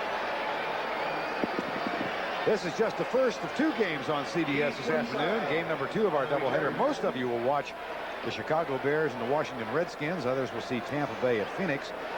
Washington, of course, struggling in the NFC East, and Chicago tied with Green Bay, 1 game back of Minnesota going into today's game. Yeah, our good friend Gene Stallings got the hammer out in Phoenix. Which is sad to see. One of the really fine gentlemen in this game, and got axed out there. That's more than just sad. That's a travesty. First down and 10. 10:44 to go in the 3rd quarter. Mikowski wide open, and Sharp felt the presence of Rutland behind him, and Rutland was about 3 yards back and had slipped. That's intended for Sharp and complete. The offensive line of the Packers can be very proud. If you look at Rutland, who has that bad hip, very proud of their effort today, giving up 8 sacks the first time these 2 teams met. And right now, only 1 sack on Mikowski by Thomas, but an excellent throw and a catch that should have been made by Sterling Sharp. Drove off, came back wide open. Ball a little bit high, but no problem for Sharp. He should have made that grab. That's Ken Rutgers, 75. Rich Moran, 57. Blair Bush, Ron Hallstrom, Alan Weingrad. They have done a good job today. 2nd and 10. 2 wide receivers to the right in a play action. Mikowski dodges out of trouble and lobs it to Woodside, who is tackled for a loss. Let me say a word of appreciation for Howard Rowe, the referee, who did not rule grasp and control on that play. Yeah, you got to like that. Millard, notice the eyes. This is sack time. These guys always thinking sack, even on first down. Sack. Right when he thought he had him, Rich Moran, the off guard, number 57, decked him and pulled him away from Mikowski. But quick feet by Mikowski. You don't have to be fast, but if you have quick feet, you can play quarterback in the National Football League. Millard had 4 sacks against the Packers in game 1. Nothing today. Thomas has the only sack. Noga comes from the right side this time. Mikowski across the middle. Incomplete. Now it's happening. Now the Packers, a team that can't afford not to make every catch or to make every block. Now we've seen 2 drop passes that are going to stall this drive, and that you cannot let up. You cannot give a team like the Vikings any breath, any air. Don't think they're just going to kick field goals. You got to make those catches. Those are not tough catches. Don Brackett to punt for the 3rd time. Leo Lewis, he is back to returning. Special teams in big games. Something. Vikings have returned 6 returns for touchdown this year. That's not just kickoff returns or punt returns, but interceptions. How about this Bracken punt? And Lewis at the 10-yard line.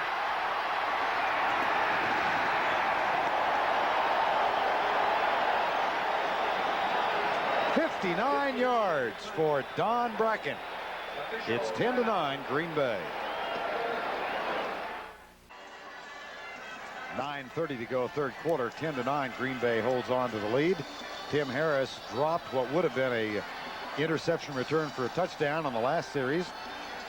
Among the other specialties he brings to the game, on those gloves, he tapes the top of the index finger dark green and then uses that as a six-shooter when he makes a sack. He's got 13.5 so far this year. Well, his teammates call him Alien because of his long arms, and now if he goes around painting his fingers green, he's only going to enhance that reputation or that image of being an alien. First down, Wilson on the roll, gadget pass, looks for Jordan. Jordan is covered. Now Wilson will have to run, and Herschel Walker delivers a blow to Tim Harris. Wilson, forced out of bounds. And let's go back and watch Tim Harris through the development of that play. Let's check out the alien. Down in a three-point stance, one of the rare times he mixes his stance up because teams used to key on his stance. Coming in on the blitz, on the rush, actually, now seeing that the pass was not going to go back his way, gets in pursuit. Nothing more he could do there. He just had a lane. He stayed with it, and Wilson outran him to the sideline. 27 sacks in his last 27 games. Tim Harris, 2nd and 9. Only 1 sack today by the Packer defense. Wilson back. Settles left side for Herschel Walker. Flags are down. Johnny Holland. 20 on the play.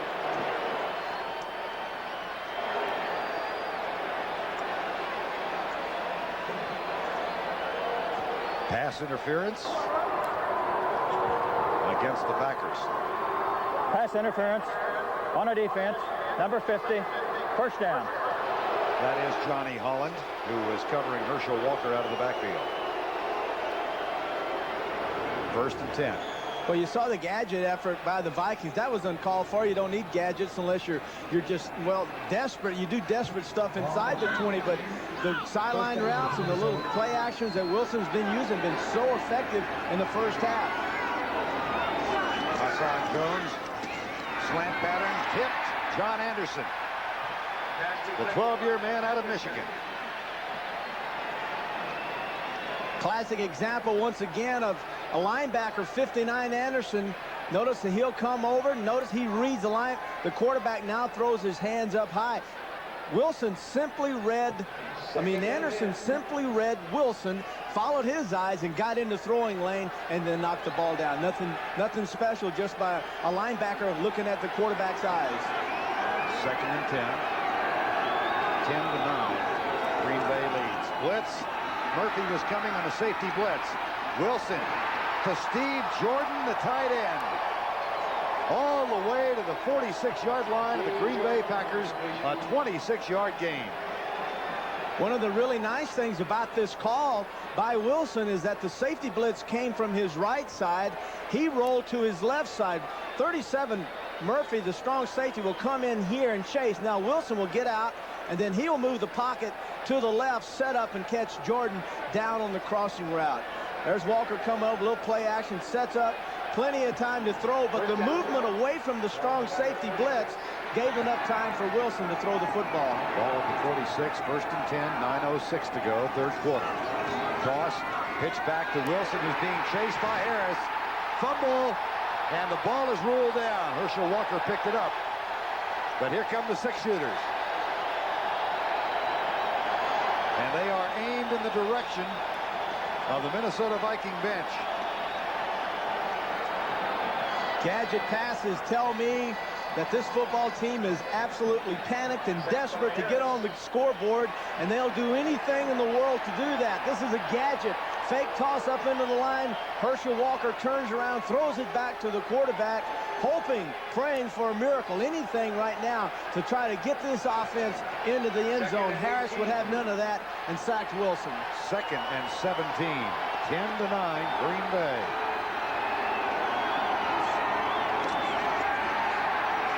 Wilson, sidearm, incomplete. Leo Lewis, the intended receiver, and the veteran Dave Brown in the area. 3rd and 17. Good pressure. Routes are deeper now. Deeper routes, more pressure on a quarterback's offensive lineman. They have to give him enough time. Wilson got a little more time with his movement, moved around, but then when he threw the ball to Lewis, Lewis quit on his route. He stopped trying to go back. He stopped and the ball went in front of him. 3rd and 17.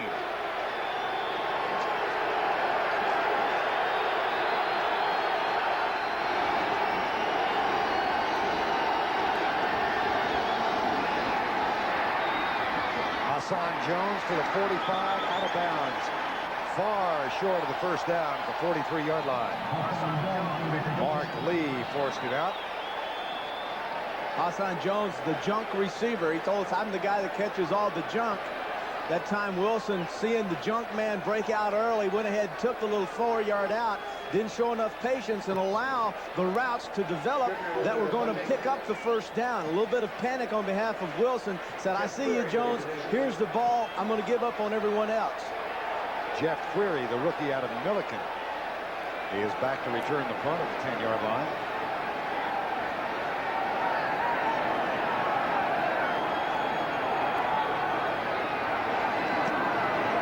Bucky Scribner.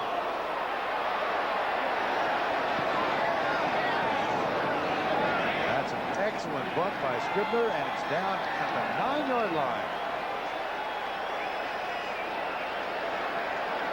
Don Mikowski, 18 of 22 so far. Millard still looks for his first sack.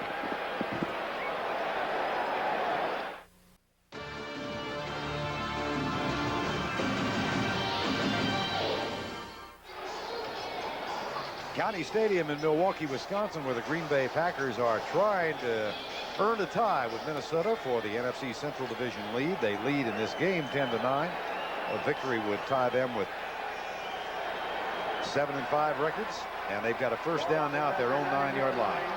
Thus far, Mikowski 18 of 22, and he's been sacked just one time. And him playing on injured ribs.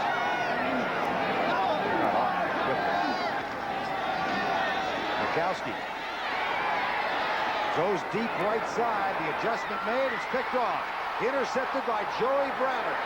Browner dodges a tackle. He's at the 30, the 20, and out of bounds inside the 10.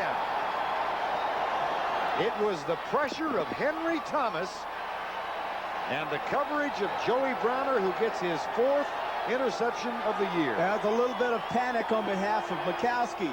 You wait that long, you can't throw the football deep when you wait and you wait and you wait. Deep passes are not held long and thrown. They're thrown quicker, just like other passes. Now is not the time in a big game to try to force the issue. Coming into this game, they said, the Packers, is we have to play patient, we have to play smart. Well, that wasn't smart right there. Best thing Mikowski could have done, throw the ball out of bounds. 35 yards on the return. Here's Mikowski going over to try and help a little bit on the tackle, and actually goes down and knocks Browner out of bounds. Not protecting those ribs. 1st and goal, Minnesota. A chance for their first lead today. Walker. For Herschel Walker, that is his 8th carry of the ball game, and he still hasn't gotten to 20 yards. Hard to believe.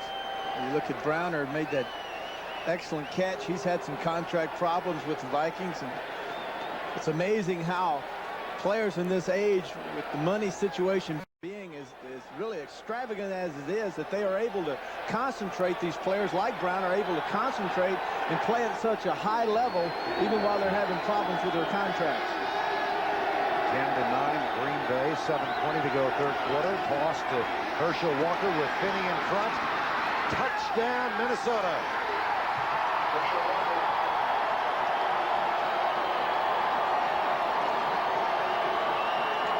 Turnovers, they cost you last week, and Finey said it plain and simple, that the 49ers gave it to us with turnovers and sacks of Montana. Once again, it's turnovers. The last time these two teams met, Reggie Rutland, 2 interceptions. The turnovers were the big difference in the victory. In big games, you cannot have turnovers.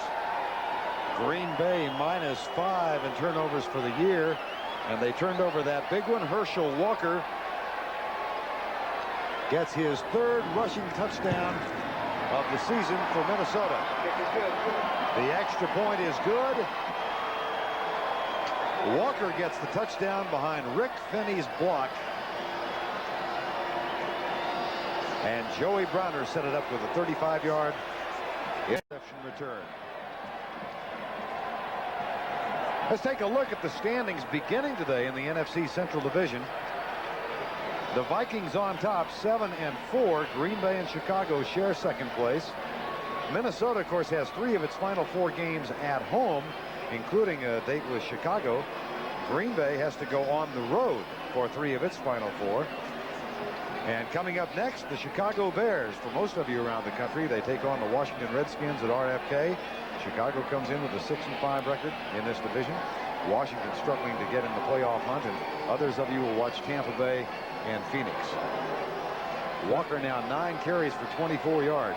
Well, you go back now to Tim Harris fumbling that interception, or that deflected pass, and what would have now been still a 1-point game by the Packers is now turned out to be a 6-point game with the lead for the Vikings. So that can turn it around. Now you look at the interception. That is now becoming the big play of the game. So big plays that backfired. 1 interception fumbled, and then the interception by McCaskey to cost the Packers. There's Don McCaskey, who threw the interception, his first of the game. He had a streak of 14 pass completions in a row, but pressured by Henry Thomas, he threw it into the arms of Joey Browner. Now here is Rich Carlos. Workman is one of the deep men, along with Keith Woodside. 16-10, Minnesota. Workman, rookie out of Ohio State. Big return to the 42-yard line. Now they'll rule him out of bounds at the 39. 30-yard return. Darrell Fullington makes the tackle. I would come right out, Verne, if I were Infante, and I'd do some type of little play action or some type of pass for McCaskey. Get him involved back in the passing game and just let him know, hey, forget it. I would think that McCaskey's young kid like that he is, I believe he would be the type of player that will not be affected by the interception. Or he's going to be mad at himself, absolutely. But I don't think his performance will suffer because of the interception. Brent Fullwood behind him. Millard shifts to the left side of Henry Thomas. Fullwood runs right at Millard and Henry Thomas, and gets out near the 41-yard line, so no pass on first down.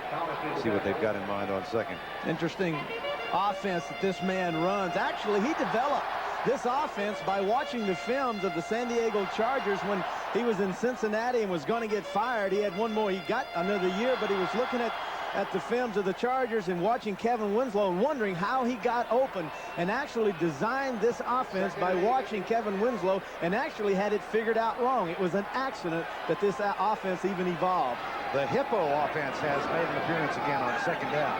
2 tight ends, 1 running back, and 7 offensive linemen. Fullwood gets the handoff and goes right after the 44-yard line. Mandarich and Weingrad are both in there. There's Tony Mandarich, number 77. One reason that Tony Mandarich is not starting is because of the play of third-year man Alan Weingrad. And what a story Weingrad is, a free agent who, when he graduated from a high school in Miami, had no collegiate offers. His mother put together a film clip of his play in high school, sent it around the country. The only scholarship offer he had was East Texas State in Commerce, Texas. Made it there for 4 years, and then made it with this club as a free agent, and now is holding Tony Mandarich on the bench. Third down. McCaskey, good pass. Sterling Sharp to the 45-yard line of the Minnesota Vikings. I guess the moral of that story is for all you mothers out there that want your sons to go to East Texas State, film their kid games. Film their games and send those babies out there. That's right. But Weingrad and the rest of these Vikings, the Packers, have done a wonderful job today holding off the best pass rushing defense in the National Football League. One sack so far. Well, that's been attributed to McCaskey's quick feet, plus the offense that Infante's running is a quick offense. It's 1, 2, 3, and get rid of the football. Off the 46, first down and 10. Play fake. McCaskey across the middle. Sterling Sharp behind Reggie Rutland to the 18-yard line.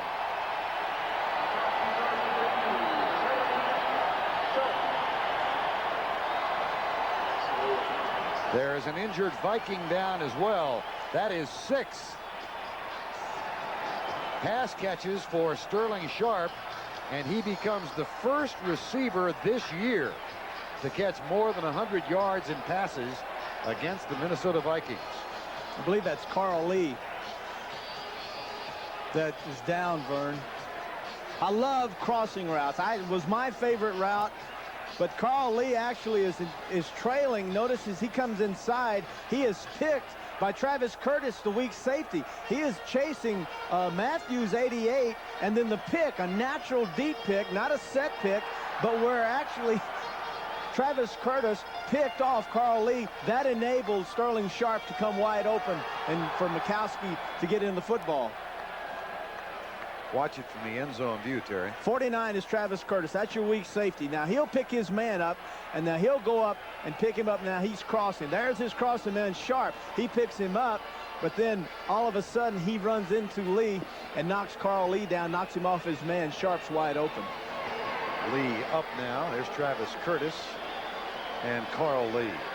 Those crossing routes are just the most exciting routes in all of football because you can catch them and you're always running away from people or you're running through zones. You're never just catching them and being tackled. There's someone's always reaching and grabbing at you. But those routes cause more trouble. You score more touchdowns faster, quicker, and longer than anything if you run crossing routes. Are they particularly effective inside the 30 or the 40? The only place you can run them as you get inside, oh, absolutely, because teams change and go to man coverage. Yeah, so that's what happened then. It was a man coverage, so the man chasing his guy gets picked. But right now, this is a great time to run them again. First down at the 19 after the 28-yard gain. Play fake. Mikowski has to deliver it quick, and he does because Millard was right in his face, and Keith Woodside makes the catch in front of Mike Merriweather. One of the things you would not want to do is play action inside like the 20 now, because you turn your back on these Vikings and you're going to find yourself flat on your ground. You have to be able as a quarterback to be effective inside what is called the red or the scoring territory. You have to be able to key downfield and put your eyes on the safeties and know where everyone is. Once you turn your back on play action, you lose sight of everything, and then you have to come up and try to find them. Very difficult thing to do. 6 possessions inside the 20 by these two teams and only 1 touchdown thus far. 2nd and 7, 16-10. Minnesota leads. Play fake. Mikowski looks for Fullwood, pulls up, fires in the end zone, and throws it away. Smart. That's smart. You play the play out to the very end. Last week in a game, we saw a penalty where a receiver wasn't able to reach the full extension of the route. Well, the full extension of this play by Mikowski, it was there. It was fully extended, nothing there in a big game, down in scoring territory. You're in field goal, get rid of it, throw it out of the end zone. That's what he did. Floyd Peters, the defensive coordinator, whose team has registered 1 sack. They, by the way, had 55 according to published reports at the end of last week, but 2 were taken away. And in a review of film, so officially the Vikings with 53. They have not blitzed much today. We have not seen a blitz, not a linebacker blitz or a safety blitz on behalf of the Vikings. 3rd down, Bland in motion. Again, no blitz. Mikowski falls down. There's a sack. Chris Dolman. Oh, that's a cheap one. Yes, it is, but he'll take it. I don't blame Dolman. I would take it too. But that's a cheap one, and Mikowski just absolutely stumbles. You know, where he's setting up is the infield for the Brewers, and that turf is spongy and soft, and you look at it, it's big old chunks of junk down there. And so as he, look at this, Mikowski's dropping back, says, uh-oh, I'm fixing to get hit. Now his cleats catch, and down he goes. Looks like he might have pulled a hamstring, too. He was reaching down behind his left thigh. 42 yards out now for Chris Jackie. High snap again. Kick is good, however. Good job by Don Bracken.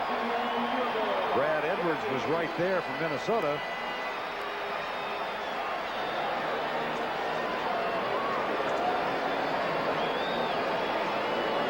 Good job by the punter, Bracken, to get down and grab that ball. Punters normally are the holders, and one of the reasons is they're used to using their hands, taking the snap from center to punt the football, so they have excellent hands, and a good job by Bracken.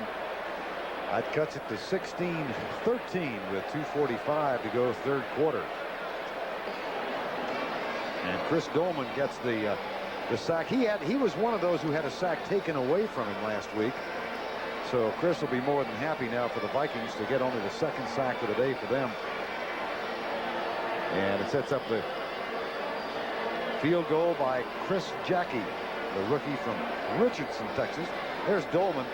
Had so much fun talking with Henry Thomas last night. He was talking about his two teammates, Dolman and Keith Millard. Millard's got 15 sacks and Dolman 12, and said, thank heavens they've never shared a sack yet, because if it ever happens, this is Henry Thomas talking, he said if it ever happens that those two guys get to the sack at the same time, 2 plays will go by before they argue over who's going to get credit for it. He said they'll make the play, then they'll come back in and argue, hey, no, I got the sack. No, you got the sack. I got the sack. Your sack. That'll be a touchback. Next Saturday on CBS, the annual big battle in Bama, the Iron Bowl, but this time it comes from Auburn and not in Birmingham. First time ever. That's at 2 o'clock Eastern time next Saturday, and that is always a classic matchup. Then the Heisman Trophy Award, 5:30 Eastern time. Oh, that's easy. Got a favorite? You bet. Got a favorite. I got the winner, Andre Ware. If there's a best college player in America, he plays for the University of Houston. His name's Andre Ware, and he should win it hands down. No questions asked. Well, He's the best. He was an impressive young man yesterday, and watching him on CBS after their victory over Texas Tech. Here's Herschel Walker at the 20. Joey Browner getting some medical attention on the sideline. Pushing on his leg. Could be a cramp. Notice the pressure point on the top of the thigh by the trainer, pushing inside. Joey's into that Tong Kwa stuff, whatever that is. Taekwondo. Yeah, that's what. Well, yeah. Taekwondo. They all, yeah, that stuff, and that's supposed to be a pain. You know, you psych yourself out for all this pain. I trust from the way you say that you're not. I certainly don't. Wilson. Incomplete. What a defensive job by John Anderson. That's a drop ball. I don't care where Anderson was. That was just an excellent thrown ball right between the 8 and 3. Anderson had great coverage, but that ball was well thrown. Should have been caught. Another well thrown ball. Look at Wilson to the right, now coming back. That's a good job. Inside, there's a hand by Anderson. Well, by golly, Verne, I'm going to take it back. I'm a big man. Anderson got his hand in it and knocked it away. Hey, good job. Well, these middle-aged eyes haven't betrayed me completely. Just some of the time. There's Joey Browner. 3rd down and 9. 16-13, Vikings lead. DJ Dozier and an ankle tackle from Johnny Holland, among other things, saved a 1st down and forces a Minnesota Viking punt.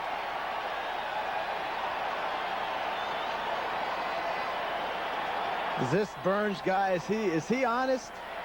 Oh, boy. I mean, he'll just tell it like, we stink.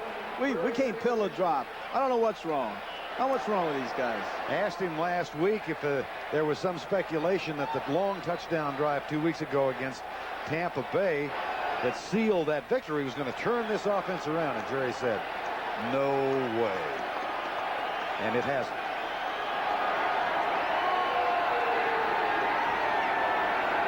One man back. They're coming after it.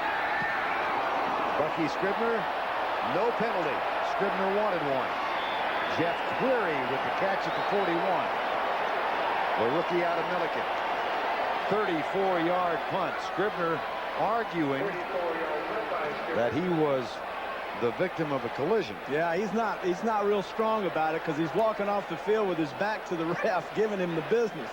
You know, if you really believe it's a foul, you don't walk off. You go facing, head up.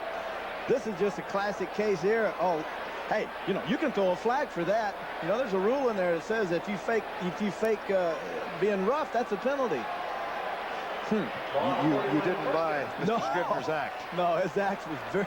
He will not make Broadway with that show, I can promise you. Vikings use another timeout for some reason with 55 seconds to go, 3rd quarter. Well, one of the reasons could be with Brad Edwards or Fullington coming in, and with Joey Browner being out, some uncertainty now because Browner is the mainstay at strong safety. Does call the signals back there along with Studwell on the inside, and So with Bronner out, just to make sure they're on the right page, a timeout was called. That's speculation, mind you. That's not a known fact. Lloyd Peters. Get you up to date on other scores. Buffalo leading Cincinnati, and how about Pittsburgh over Miami? Gee, Christmas. 27-14. And Kansas City leading Houston 20-0 third quarter. A lot of people expected that. A lot of people in the NFL range expected Kansas City to be able to be on top. Houston, a lousy road team anyway. Indianapolis and San Diego tied. Joey Browner now back on the field with Ray Berry. Steelers, Chuck Noll, coach for Shula, and kind of turning that team around. They're 5 and what is their record? 5-6, and have always played well after the first 2 games. So I'm kind of proud. I don't say much about my old team, but kind of proud of the things they're doing over there now. Well, it's amazing to me, you know, the way they got blown out at the beginning of the season. First 2 games, giving up 92 points, and have played well ever since. Lost some games, but have played well. We do have a report that Marino is not playing in that game because of a rib injury. Here's Mikowski to Fullwood. And Henry Thomas leads the charge defensively as we near the end of the third quarter of play. You know, Verne, I don't believe the best way to run against the Vikings is to make one move one way and go another. I thought the best way, and Fullwood told us that in college he was a speed back, but he has become a finesse back in the National Football League. But I believe once you commit to a play in an area, I think the best way to go against these Vikings who are so aggressive is to make your mind up and just boom, just straight ahead. If you change your direction while you're going at the line of scrimmage, you play right into their hands. Don Mikowski, Green Bay 2nd and 10, could be the final play of the third quarter. Fumble! And Mikowski gets it back with 8 seconds to go. Playing sloppy now. Sloppy third quarter. Let's see what happened. The ball just squirts through Don's hands and slides right out. Man, this could have been a costly mistake. Another costly mistake. Well, it was a mistake, but it could have been a turnover. But Packers were able to get it back. That's the end of 3. Just file this away. Green Bay's biggest quarter this year has been the 4th. Minnesota's given up a lot of points in the 4th. That's the end of the third quarter with the score Minnesota 16, Green Bay 13. We now pause for a word from your local station.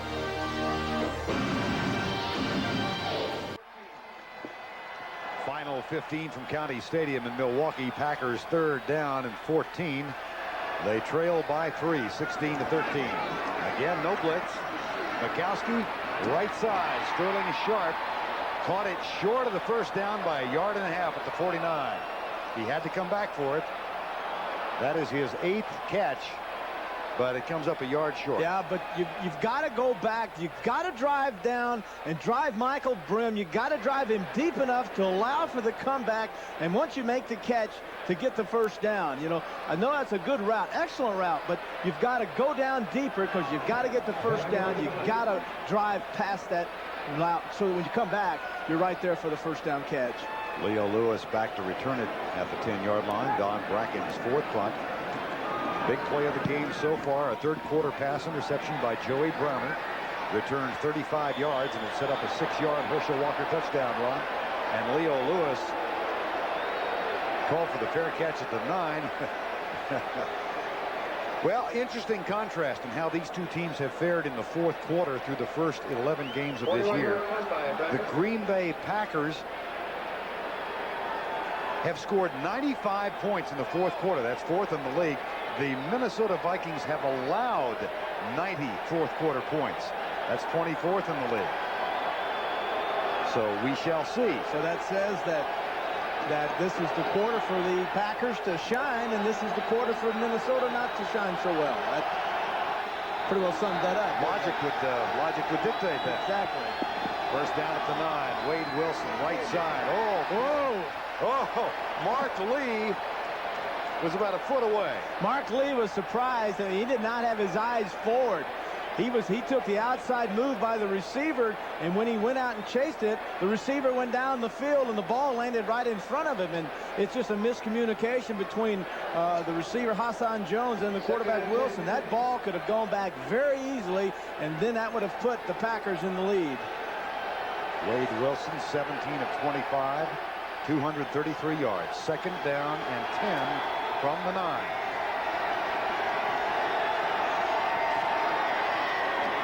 Walker shakes the tackle of Murphy and barrels out of bounds with a first down at the 21. Harris thought he had Walker. He comes inside. He's licking his chops. He's coming to the outside. Now he thinks he has Walker, but now you see Randall McDaniel come in and just blindside Harris. The key really to this play outside of McDaniel's block on Harris was that Walker took the ball deep enough to allow himself time to square his shoulders up. Once he squared his shoulders up, he became a sprinter and was able to run for the first down. Gain of 13 for Herschel Walker. He now has 37 yards on 11 carries. First and 10 at the 21. Play fake to Walker. Pass right side to Anthony Carter. Man, what a machine. A machine. No, I have seen a lot of fine routes run, but the sideline route, we've covered these Vikings 2 weeks in a row.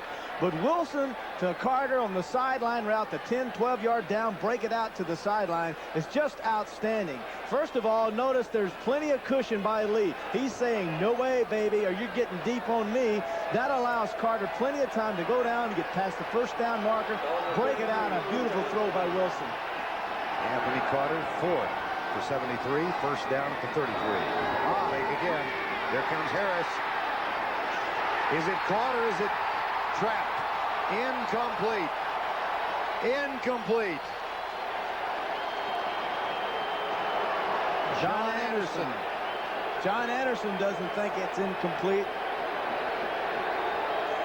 This time Wade Wilson got hit from the blind side just as he was delivering the football, and that knocked the ball down. I can't tell who hit him. I see 97, Tim Harris, but I don't believe that was Harris. And there you can see the catch by John Anderson. Did he have it? Did it bounce? Well, Second and 10. they're going to take time out and do one of those. There's also a player down, Terry. Yeah, you're right. And I'm sure they will look at it. It was Tim Harris who got to Wade Wilson. Harris from the right side got there right as the pass was delivered. One of the things the Vikings wanted to do was to bring two people out to protect. Oh, it was Harris, 97, was to help on Harris. Everything, the entire passing game of the Vikings is directed at Tim Harris. In other words, they're going to bring two people out and slide on it. Could you see the catch? Looks like the ball hit the ground and then was cradled into the hands of John Anderson, 59. Brian Noble, the injured player, he gets up and walks off by himself. Well, there's Noble right there. Yeah, there he is standing up, and he was fixing to get decked. And they are talking to the replay official, Royal Cathcart, right now. But here again, After further review, play stand, incomplete pass, second down. yeah, hard to find indisputable visual evidence there to overrule the call. But the key is now that Harris has beaten Zimmerman one-on-one, that won't happen again because the Vikings want to take two people out and block on Harris. He was the focal point of their entire passing attack. We have to stop Harris. I don't think you'll see one-on-one blocking anymore. Harris will have two people on him. Second and 10. Herschel Walker. Tiger Green comes over to cover, but the pass was way too high. Yeah, you got to get out of that play, Verne. You can't run that pass route. When you see Tiger Green, 23 up, lined up as a linebacker, looking right at Herschel Walker, Wade Wilson knows that's man coverage, and you don't throw wide flares on man coverage to a back. You got to get out of it or pump it to Harris. Turn around and look at Walker, and then turn around and try to hit your tight end on the bow out. If you go out of it, what would you go to in that case? Well, you go to get a man route, any kind of man route, but get out of that route. Third and 10, 16 to 13. Blitz. Wilson, good protection. Hit as he lets it go. Incomplete, fourth down. Robert Brown got to Wade Wilson about the time he let it go, and Dave Brown at the other end with good coverage. Wilson's had so much success throwing 10 and 15-yard routes, and now he decides it's time to turn it loose and burn them deep. When you go deep, it takes longer, but sometimes, and Wilson does this very well, you anticipate the area. Robert Brown, the defensive right end, said, no way, I'm going to allow you time to throw it deep, and he decks Wilson. Jeff Query waits at the 25. Bucky Scribner On 4th and 10, 16-13, Minnesota. Tiger Green coming on the rush. Query with a chance to return it from the 20. Gets one good block. A little juke step and out of bounds at the 35-yard line. Scott Stephen with the block that allowed Query a 14-yard return after a 46-yard punt. This NFL game summary is sponsored by Levi's 100% Cotton Dockers. If you're not wearing Dockers, you're just wearing pants. It was a Joey Browner interception return, 35 yards, to set up Herschel Walker's 6-yard touchdown run. That's the difference in the game. That and Chris Jackie's missed field goal from 40 yards out just as the first half ended. A full house on hand here at County Stadium in Milwaukee. And the second meeting between Minnesota and Green Bay, the Vikings leading by 1 game, and we're still pigeonholed up here watching a heck of a ball game. What is this, huh? Speaking of pigeonhole, I've got my hand on 2 little pigeon eggs over here. I've been helping them hatch. I've been feeding them peanuts throughout the game. Well, they'll be good friends of ours by the time all this is done, too. I'm going to name them Verne and Terry. 1st and 10, Green Bay. They trail by 3. Mikowski, left side. Oh, brother. Reggie Rutland read him all the way. Well, that will even things up for Tim Harris's drop. Reggie Rutland has been this man's nightmare. The first time they met this year, Rutland with 2 interceptions. Rutland, the key, does the receiver turn Rutland? Notice Rutland never budges. He never moves a lick. Keith Woodside never turned him at all, and Rutland just squatted right there. And once again, the offense that Infante runs is a timing offense. In other words, Mikowski sets up, reads, and then delivers. And a lot of times he never sees where he's throwing the football. He just throws in that area. Should have been intercepted. 2nd and 10, 16-13, 13:25 to go. Vikings lead. Woodside. Ray Berry comes from behind and makes the tackle at the 41-yard line. A little football strategy here for all of those that like football, kind of how you think in the 3rd and short situation. In 3rd down and less than 5, defenses always tighten up their coverage because they have to stop you from getting 5 yards. So you do that by playing man coverage. Now, when you play man coverage, you give up the big play. So now you have to anticipate tight coverage, and now you look for some kind of crossing route or some little pick built in to get the ball short, and little short passes can make long runs. Okay. We'll see. 3rd and 3. Shotgun formation. 3-man rush. There's the catch by Fontenot. Out of bounds at the 39-yard line. Just your little short crossing route by your little back out of the backfield. He comes across. Fontenot comes across. Nothing to this. Down, out, cross. Everybody comes across. A lot of crossing people. And then Fontenot just eases out. Wide open. Nothing to it. Inside. There's the move inside. Now outside. Notice the tight coverage by Merriweather. He went for the inside fake. Then, I mean, that's Ray Berry, 50. Yeah. He takes the inside fake. Fontenot went to the outside. Everybody else has run off, catch it, and away you go. Gain of 19. 1st down at the 40. 16-13. Minnesota leads. Woodside out of the tackle. Oh, nice move. And he's caught at the 25. What a hip fake. 14-yard gain.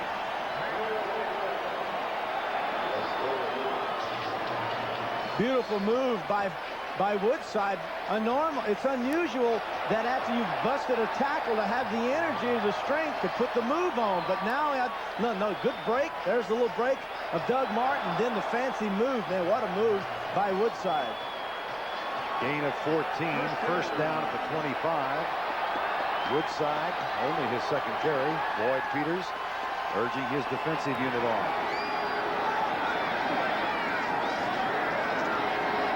Mikowski across the middle. Sterling Sharp, 1st down at the 11. Follow Sterling Sharp. Just follow him. Just watch what he does. Just goes down, looks around, finds the area, and then just squats in that area that's vacated, and then Mikowski reads him and throws him the football. Man, nothing fancy about it, but now you can tell that Momentum is now back in with the Packers. Now Mikowski got away with the interception, dropped. Now it's back. Got the confidence up. Now he's thrown one, handed off Woodside. Then he threw another one. Now I wouldn't be surprised if another pass is thrown. Mikowski asked for quiet on 1st and 10 from just outside the 10 at the 12. They hand it off to Woodside, and he is down at the 8-yard line. It'll be 2nd down. Keith Millard makes the tackle, number 75. 11:25 to go. The difference in the ball game right now. Joey Browner's interception, 35 yards, he returned it. 6 is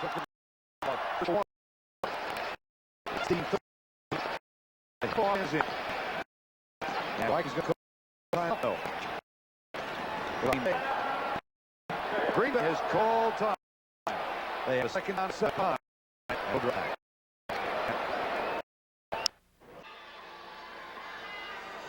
Well, during the timeout, Lindy Infante thought it over, decided the hippo was not appropriate, and settled for a smaller animal. And he's got some fleet-footed guys in there, gazelles. Right. And you and I were sitting here having some fun thinking, wow, the only thing they haven't done out of the hippo is throw a pass, but they took the hippo out. So now the regular set, Sharp to the left, 9 catches so far. On 2nd and 8, Magic back. Across the middle, caught. Touchdown, Green Bay.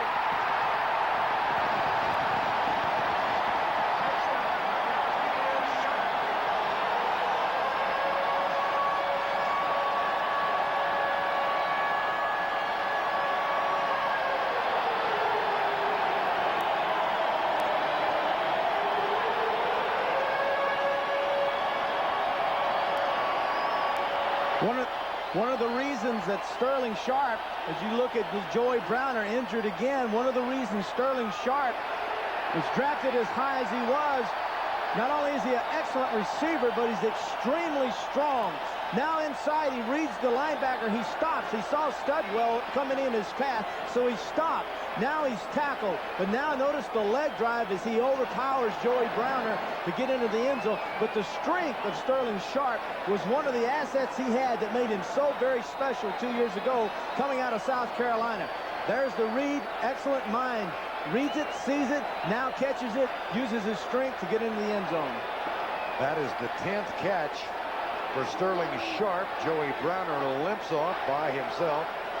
Sharp, 157 yards, 2 touchdowns today. Both are career highs.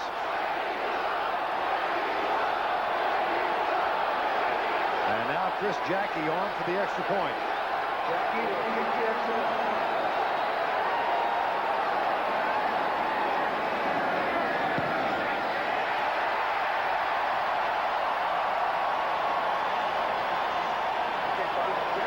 To 16.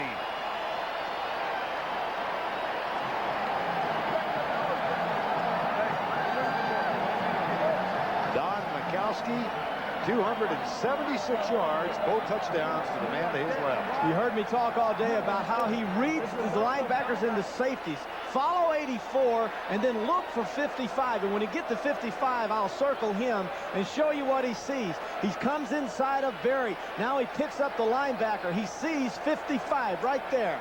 Now he freezes. He sees him. He says, whoop, if I run further, I'm covered. I stop right here. I sit down. I give the target to Mikowski, and now the thing I talked about that made him so special and separated him from the rest of the receivers 2 years ago was his strength. He's extremely strong after he catches the football.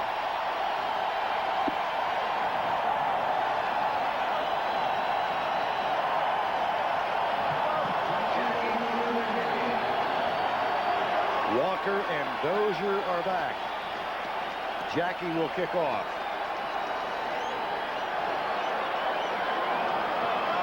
Studwell. Want to know what happened?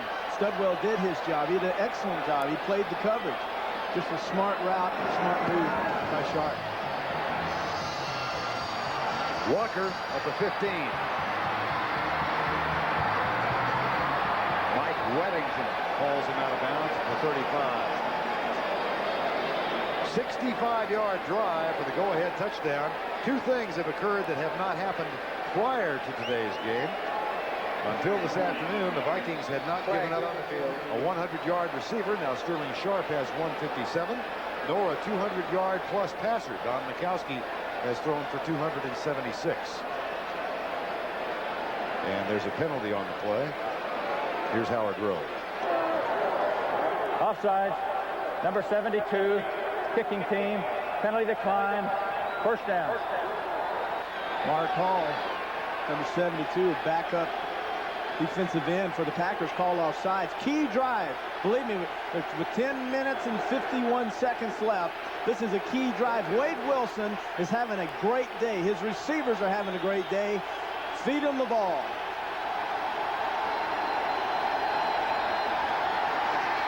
Screen pass. Finney. Whoa. Fine defensive effort led by Brian Noble. Looks like a raccoon, doesn't he? All that stuff under his eyes. His hero.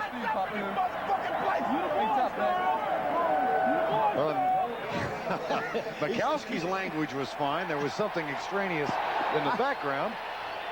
Don, whose hero was Joe Namath as a boy growing up, said that's why he wears the white shoes. Oh, that hurts. I knew it would. But Joe's a lot older than me, so maybe that's why. Not that much. Second down and 10. Wilson under pressure. Caught by Carter. In front of Mark Lee. What a job by Wilson.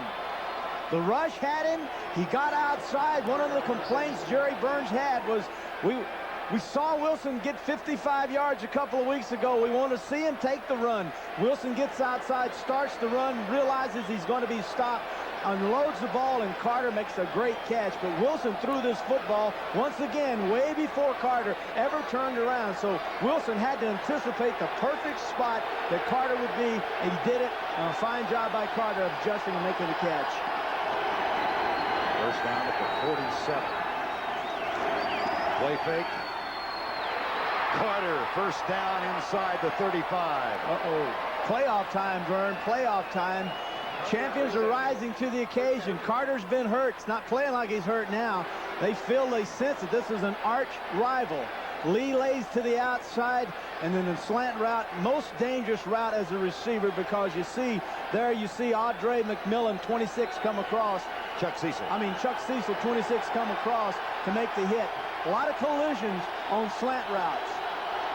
Carter has caught 6 now for 104. First down at the 33. Blitz. Wilson. Carter takes a pop on the slant route at the 25. You want a touchdown? I'll give you one. All right. Run this route again, except this time don't throw the slant. Pump it. Notice to the outside. Notice that's Lee. Inside, there's the throw. Now here comes Chuck Cecil. This time Chuck Cecil is reading Wilson. Go in there, run the slant again, and then pump that baby, and then pull the ball back, and I guarantee you, Carter will be so wide open he can walk in the end zone. Not going to happen now. He's on the slant. Okay. But just mark my words. Toss, reverse. Leo Lewis with Wade Wilson in front. Lewis out of bounds with a first down at the 23. That's the third gadget we've seen today. We've seen the reverse. We've seen the fake handoff, the fake lateral throwback to the quarterback, and now the reverse. We've seen 3 gadgets by the Vikings. Gadgets are used to catch people that like to pursue, and they're also used when you're desperate and trying to get in the end zone. Now they'll bring the chain all the way across to see if Leo Lewis got the first down.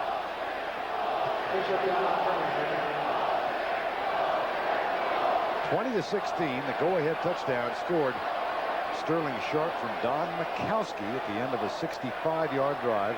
And this is the answer now being provided by the Minnesota Vikings. First down. Kurt Laudermilk said, we are about to explode. In the films, we're just a foot here, a block here.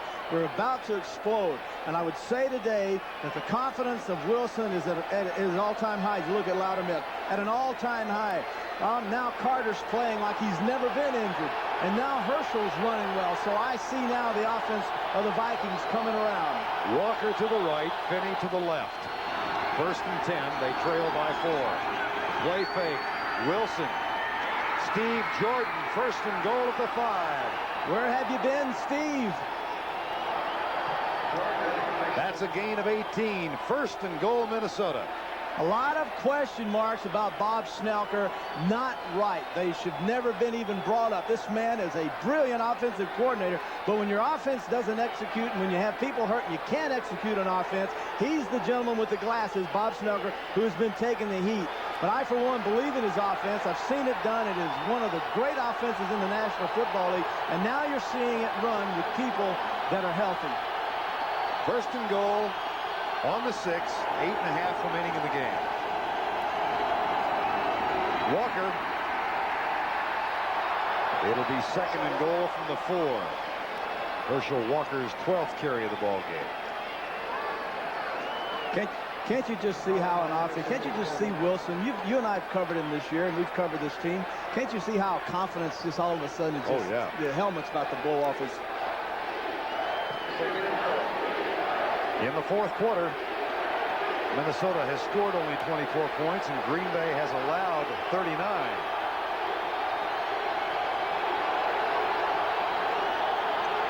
Second and goal.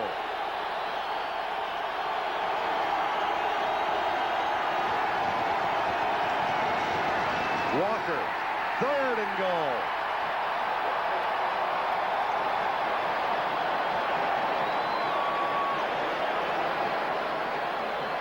Nothing inside. Defenses are taught to run and get in those gaps and get low and stop to create penetration and knock off the blocking patterns.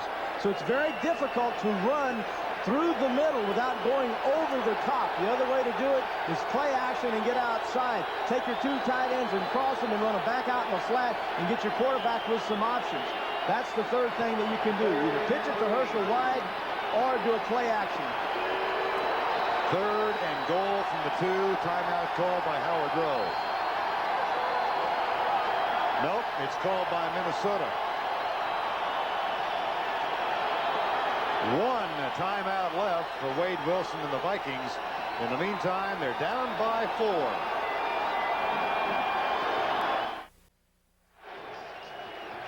.6:59 to go in the ball game. Tim Harris and his Green Bay Packer defensive teammates confronting a Minnesota Viking team that has a third and goal.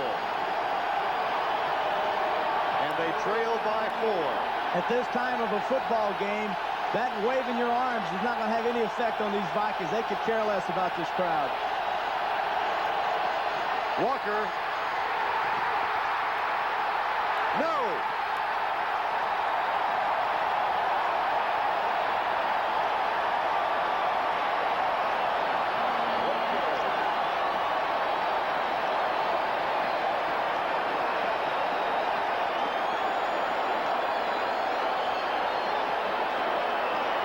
Herschel never was allowed to get going. Verne was hit immediately, and he had to constantly be knocking off tacklers, so he never got up the full head of steam that it was necessary from the break tackles. He was hit too quickly, knocked him off his stride, and he never was able to create the head steam that he needed to get in the end zone.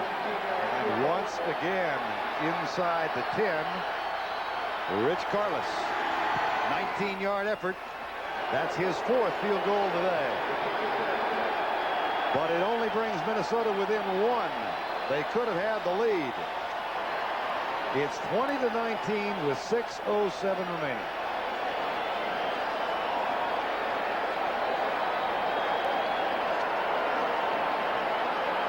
Great job that time by the goal line defense of the Packers. Just excellent. And the real key, Verne, was the fact that they got the penetration. And if you get penetration, then there's no way that you can score. Notice everyone coming off the ball. Holland inside. There's a fake dive by Finney, but the big stick to the outside, I can't see who that is. There's Anderson laying there. There's Tiger Green, 23. That was the man that got in there and made the stick. Everyone up tight.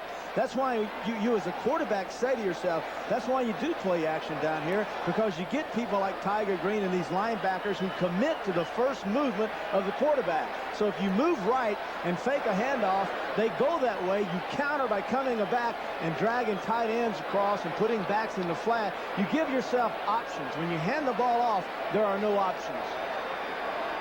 6:07 to go in this ball game. 20-19.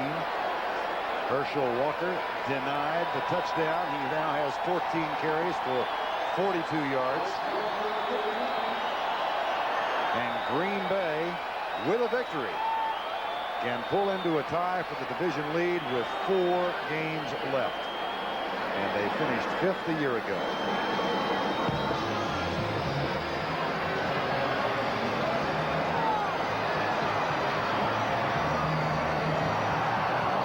Woodside back to the 20-yard line, and the Green Bay Packers come on the field. Don Majkowski, 276 yards throwing the ball, 26 for 33, and he has caught Sterling Sharp for 2 touchdowns so far. Don't make the mistake here of getting away from your offense that gave you the lead. It's very easy now to get conservative, Verne, and just run the football. But if you just run the football, you very well will run 3 plays, and then you're funny.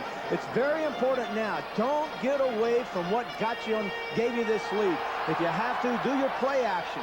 Fake the run, throw the passes, get rid of the ball quickly, call smart plays, but don't get away from the things that gave you a 20-19 lead. Vikings have sacked Majkowski twice. 1st and 10. 3 times fumble. There is a fumble. And who got it? At the 13. That's the 2nd time Majkowski has dropped the ball in this half. Green Bay recovers. Great coverage. Good call. I don't dispute the call at all, but the coverage by the Vikings secondary was just outstanding. Notice Majkowski left, sets up short, back to the left again, but Henry Thomas, one play you cannot allow the pocket to break down is up the middle. You must create the pocket. It starts up the middle. The quickest route to a quarterback is a straight line, and it starts with a nose tackle. You can't allow that to happen. 5:12 to go in the ball game, 2nd and 17.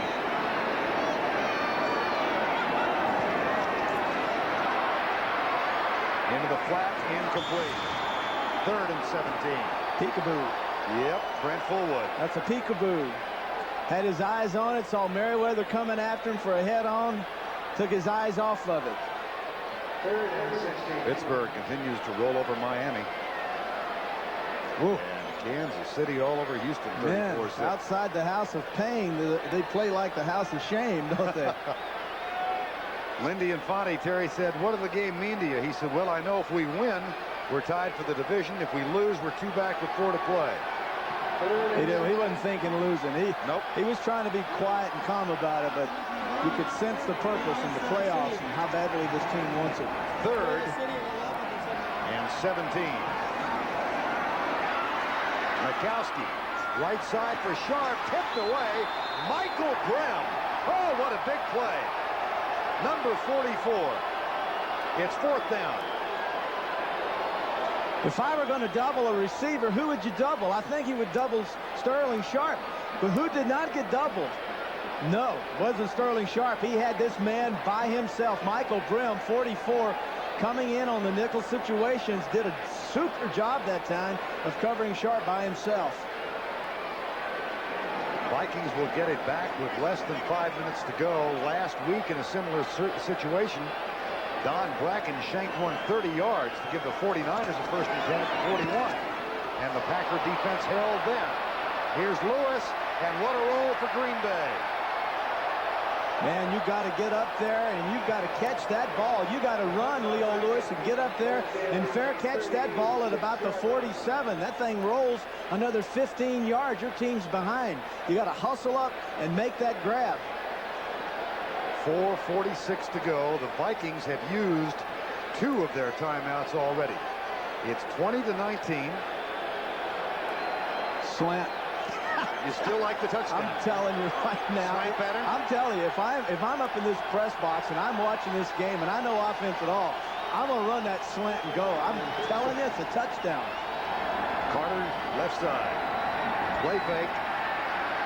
Across the middle, caught by Hassan Jones. Nice. First down at the 48. Nice job. Nice job by Wilson. Going, looking left, drawing the safety with him. All safeties are taught to read quarterbacks anyway, so when you look left and flow that way, they come out of their pattern and go with you, and then you turn around and you throw back in the area they vacated. Beautiful job by Wilson. Notice, down there's Hassan down. Young, I believe that's Jones coming underneath, and then Hassan trailing. He's wide open. From the 47, first down. 4:10 to go. Vikings can kill the clock themselves one time. Green Bay also with one timeout left. Here comes Harris, and the pass is thrown away, and we might get a... You might get a holding. You might get a holding. Harris, yes, sir. Harris came through, and the flag was thrown down.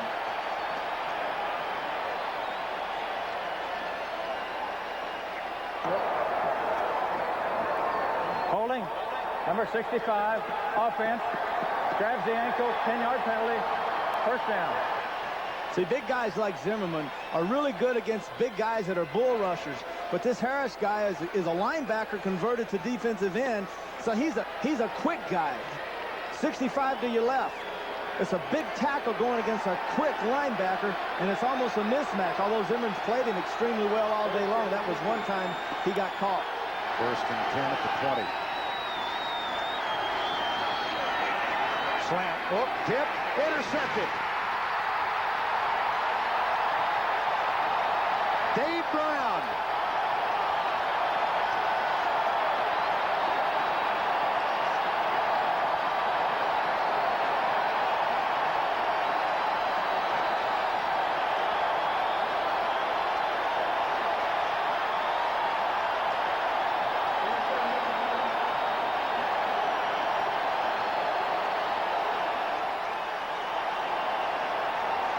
Starts with a line. When the quarterback sets up, there's the ball thrown. No rush whatsoever, and that's 79. I believe that's Bob Nelson, the nose tackle. The nose tackle, no effect at all on the rush, but taught once again, when you know the quarterback's releasing it, put your hands up. He did. Brown gets the deflection, the interception. First down and 10. Keith Woodside, flag down.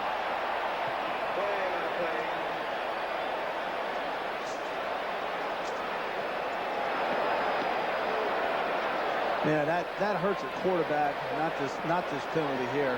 I can't help but go back and get into Wilson. We had a sideline shot of Wade Wilson.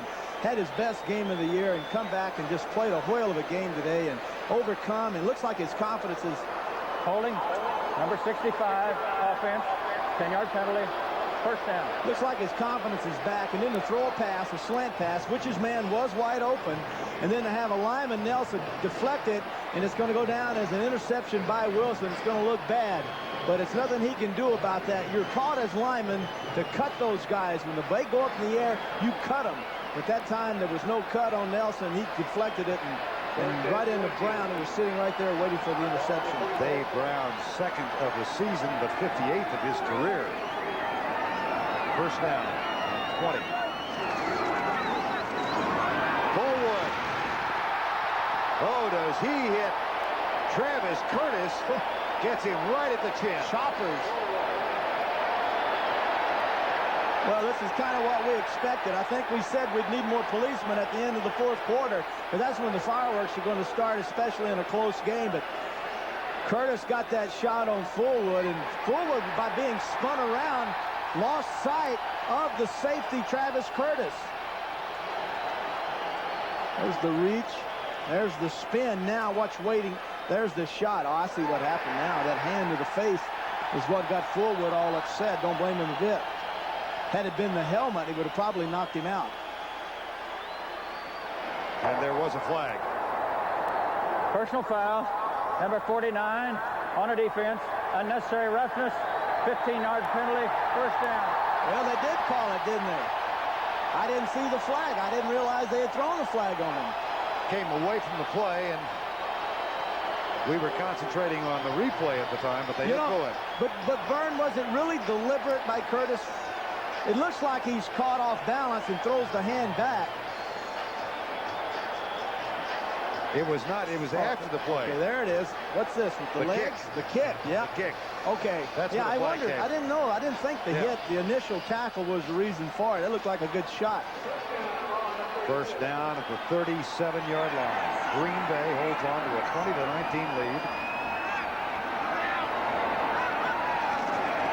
Fullwood. Not much. 3:30 remaining in the ball game.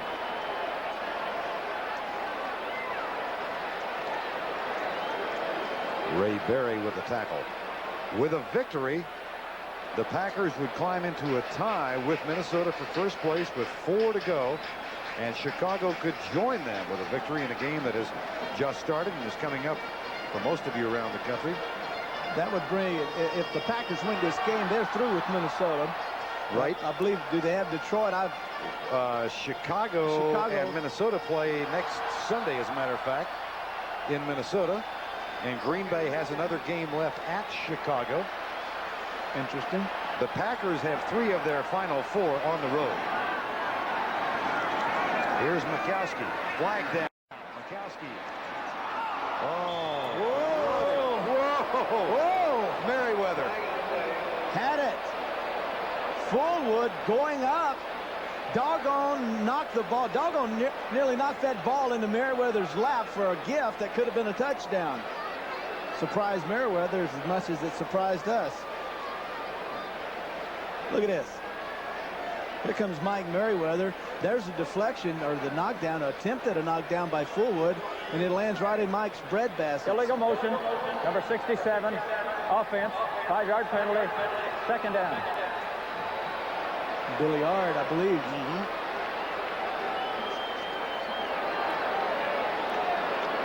Billiard, who played with the Giants last year.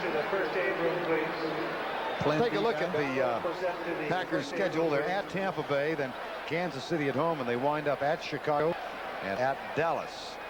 Winning percentage of .344 for their remaining opponents. And then the Vikings have 3 of their final 4 at home, but among them Chicago and Cincinnati, and they've got to go to Cleveland. So what you're saying is that Green Bay wins this game, they really have the advantage in the schedule. Except they do have to go to Chicago. But between these 2, I would think they do. Here's Fullwood. Down to the 33-yard line. 2:34 remaining in the ball game. Said he was a finesse runner. Now that he's in pro football, do you think finesse about that run? Not at all. That looked like a slash and dash, didn't it? Said he was in high school, it took him 3 years to establish himself. In college, it took him 3 years, but he played behind, who knows, Jackson? Bo knows, yeah. And now in pro football, in his 3rd year, considered a bust, actually, until this season. Vikings will let the clock wind down at the 2-minute warning. They have 1 timeout left. We've got 2 minutes to go. Green Bay leads it by 1, 20-19.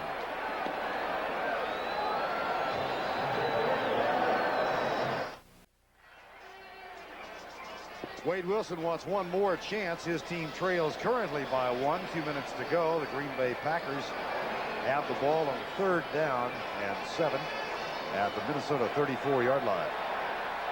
So right at the outer limits of Rich Carlos's, or rather Chris Jackie's range right now.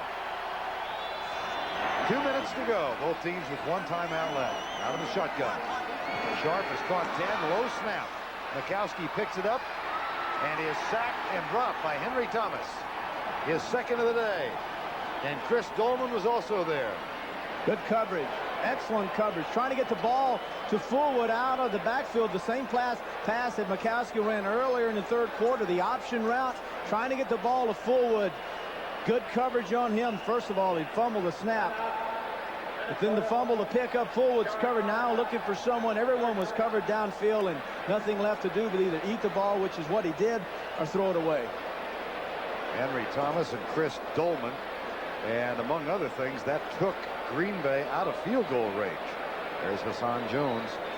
His team will get it one more time. You can't just throw that away either, Verne. You know, you got to look at that field goal. That is important. The fact that they're now out of field goal range, man, that could cost, you know, when you look at this thing, that could cost you in the next 2 minutes. This offense of the Vikings is hot. They're moving it. Well, they would have had a 51-yarder for Jackie had they just thrown an incomplete pass, but now they're out of it. Tonight on CBS, every day 40,000 children in the third world die from diseases we in the United States learned to cope with years ago. Does anybody care? 60 Minutes tonight on CBS. That's followed by Murder, She Wrote, starring Angela Lansbury.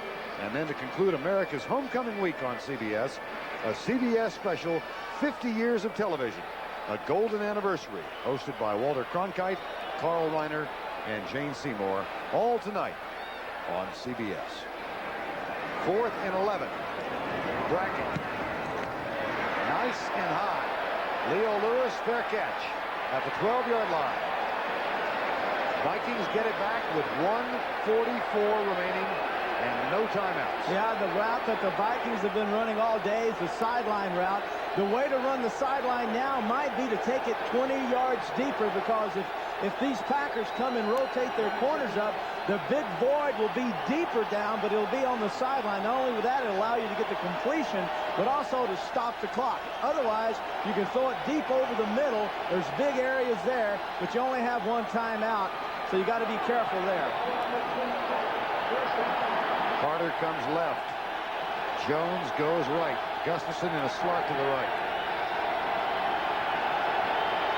It's a two-deep zone coverage by Green Bay.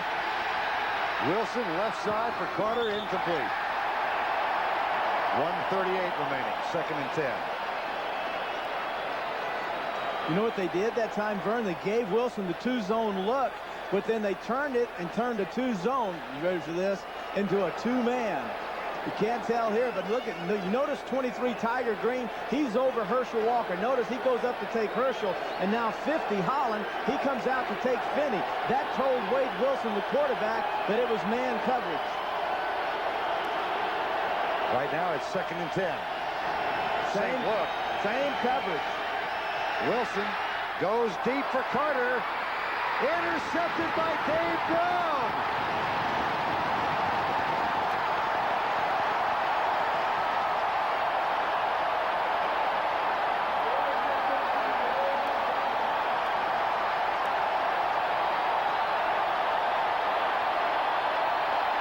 Dave Brown told us that we can't afford to gamble on our defense.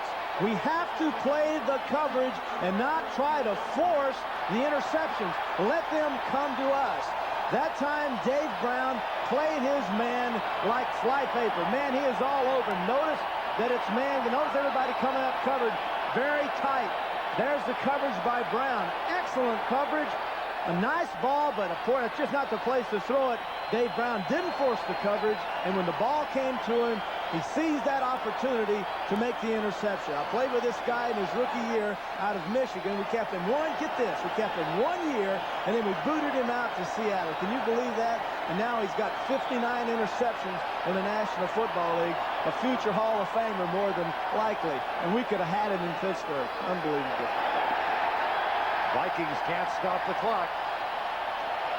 Barring a miracle, the Green Bay Packers, with 4 games remaining in the 1989 schedule, are going to be tied for the Central Division lead. Been a long time coming. I've said it, and I'll say it again. That Infante is one of the finest offensive-minded men who loves his players, and his coaches have responded to him. That was his son, Brad, just to his left, who's an outstanding high school football player. Completed his senior season with a 211-yard effort in his last game. Where's he want to go to school? Wants to go to Florida. Thinking about it. Final 40 seconds to go.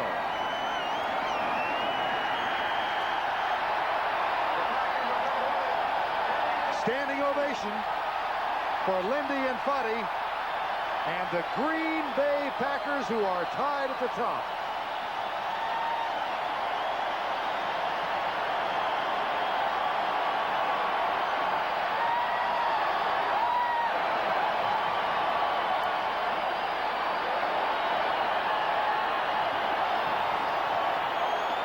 our coordinating producer of the NFL on CBS, Charles H. Milton III.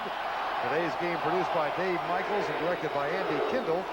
And our executive producer is Ted Shaker.